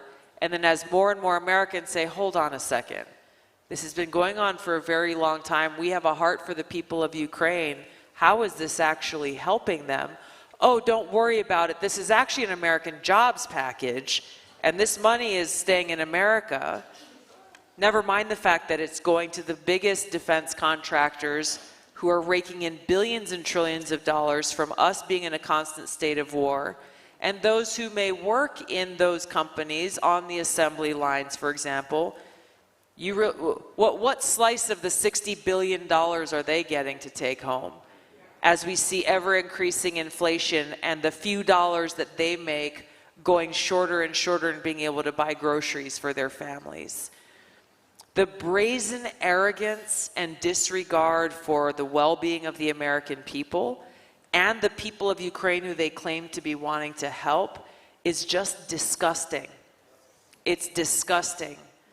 They have the blood of these people on their hands because they were in a position to be able to end this war, and they actively stopped people who were bringing the Russians and the Ukrainians to the table and said, no, no peace. I don't believe a word they say. They don't care. They don't care for them, and they don't care for us. Well, they sent Kamala Harris there to announce that Ukraine should become a member of NATO. I mean, it's on the eve of Russia's invasion in Ukraine. Yeah, so if you want to go poke the bear, literally, the Russian bear, that's the way you, and I don't think, I mean, she's not the sharpest knife in the drawer. So she's not? So somebody gives her that script and says, what makes you say that? Says, go there. Go there. Did you not see the video about falling from the coconut tree? But somebody, the administration sent her there with that You're not script. even going along with me, man. Come on. Okay. I'm a pastor. Right, I have to be decent, and like I had all these thoughts going through my mind, and I just like if I say any one of them, it's on video. Okay. All right. But you know, the administration has to send her there to instigate. I mean, where they could have, like you said, just brought about peace. Well, we want to wrap it up. Thank you so much for your time, Tulsi. Am I allowed to tease the pastor? Yes. Did I just get in trouble? No, you did not. Okay, all right, No. just checking. No, we're ending this right now. No. It's like, wait, hold on. Yeah. I'm getting the yank here, guys. This last question is, are you concerned with war coming to America or war erupting in America?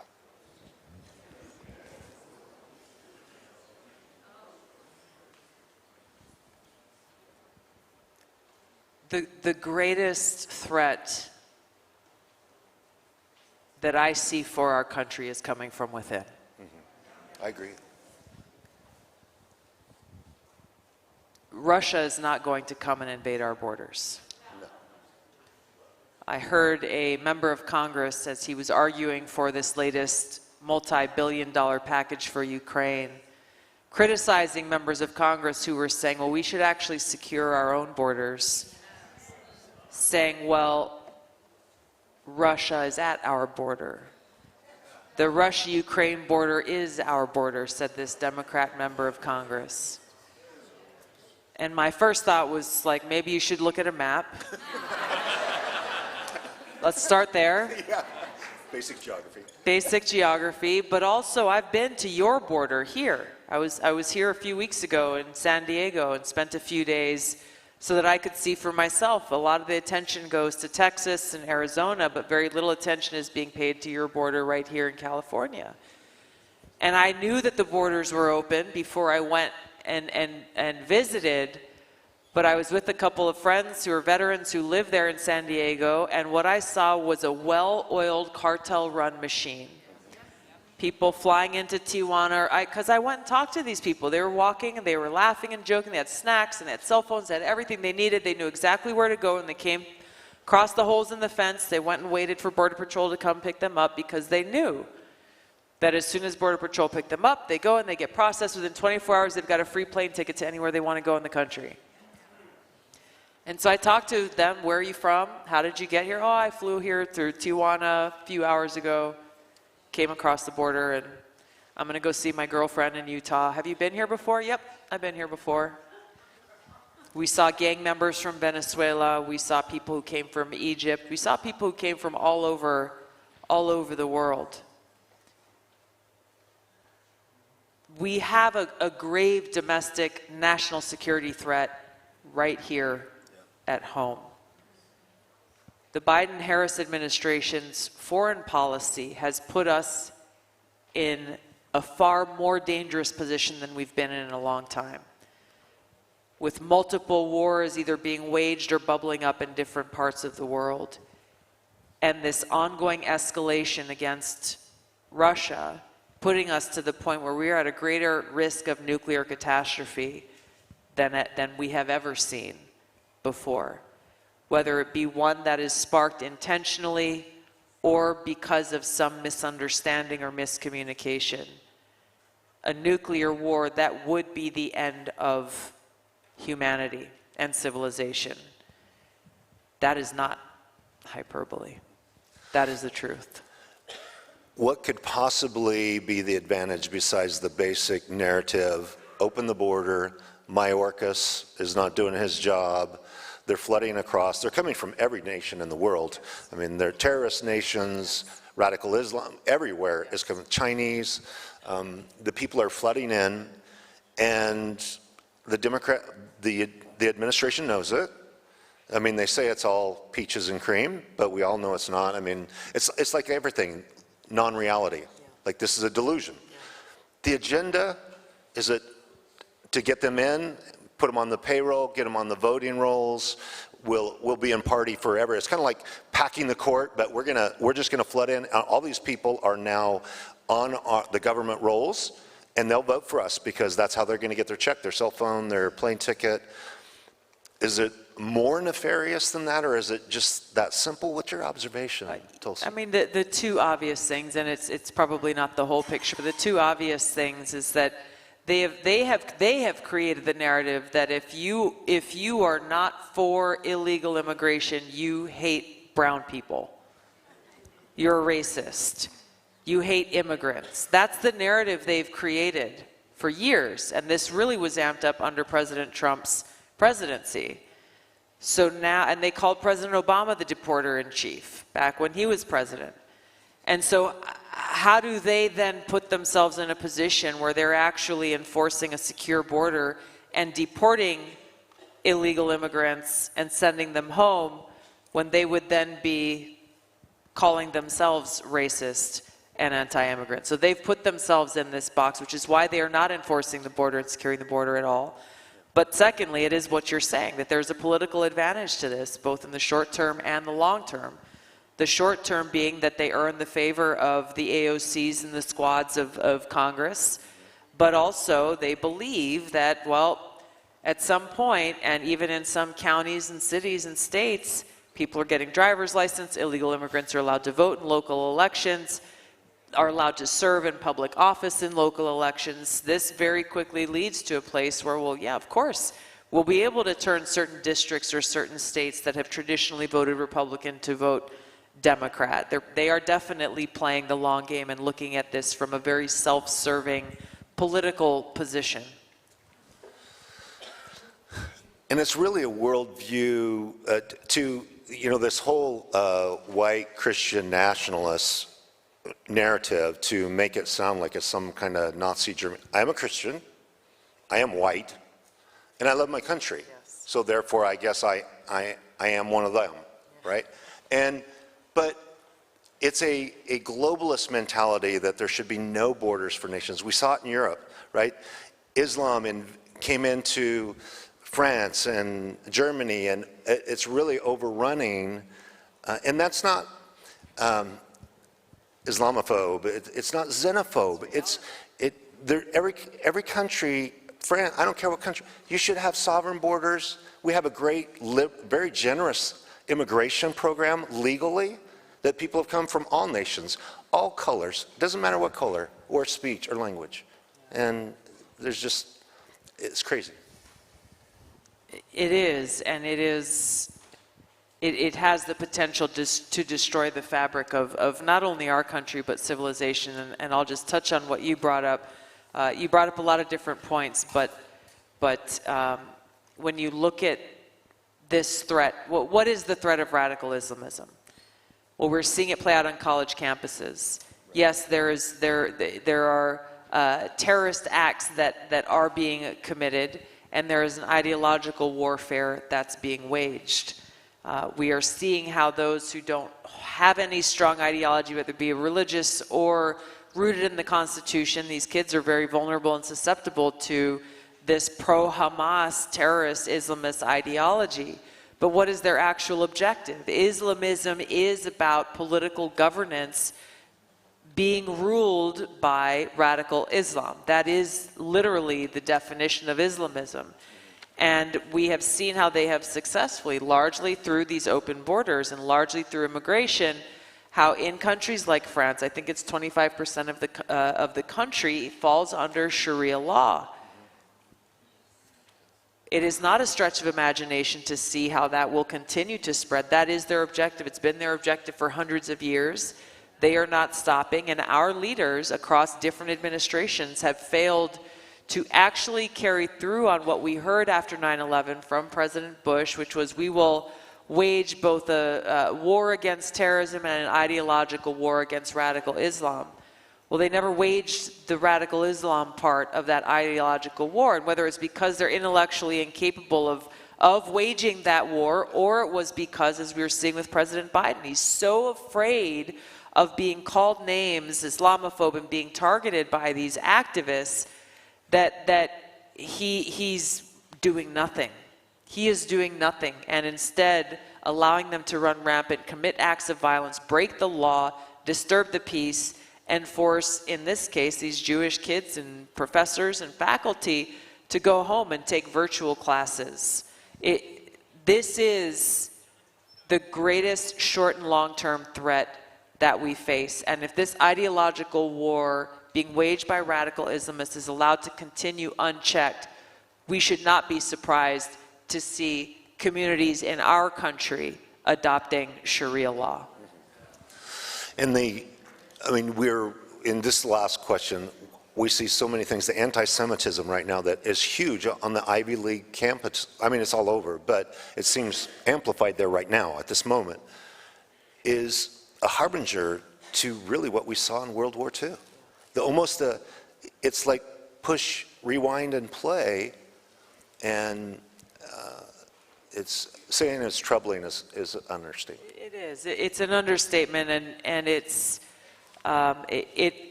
is a serious reality check and should be a wake-up call For those who have said over and over again, never forget. Every year when the anniversary comes around, when you visit the Holocaust Museum, if you have been to Israel, it is a constant reminder of why we must never forget. But what we are seeing now is an everyday living, breathing, in your face reminder of how this can happen and is happening in some ways already around the world, and how few people really in the grand scheme of things are willing to stand up and speak out against it. That's what's most troubling to me, is that we have leaders in our own country who have a hard time calling anti-Semitism out for what it is, and denouncing those who are verbally pro-Hamas and chanting on the streets or on the lawns of Columbia University. I hope October 7 happens 10,000 times over again and again. They're not hiding what their goals and their aims are, and we should all take notice, and we should all stand, just as we should speak for each other when one another is attacked. We must stand strong in solidarity with them.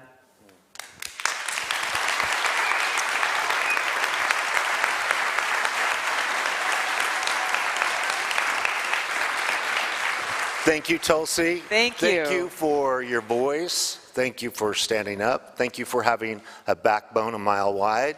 And it's a joy to have you. God bless you. Thank you so much. Thank you for your time. Aloha. Thank you, everybody.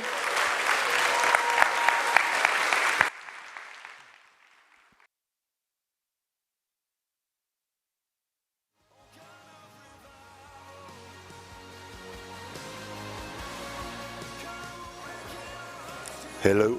Hey, we're going to pray before we end here. We had a request, and I'm a pastor. I wanted to say I'm off the clock, but it doesn't work that way.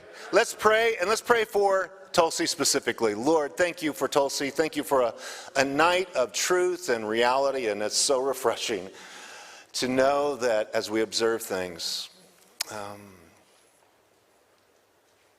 Lord, that you are the author of truth, and you want us to be connected to reality. Thank you, Jesus. We pray for our country. We pray for our leaders. We pray for Tulsi. We pray for those who are here tonight. Thank you for giving all of us a voice to speak and not let anybody shut us down until, Lord, we have no more voice left, or until they throw us in prison. Lord, may we stand while we still can, and we pray. Truly, Lord, it's not in a cliche, but please bless, Lord, our nation. Please bless America, Lord. In Jesus' name, amen.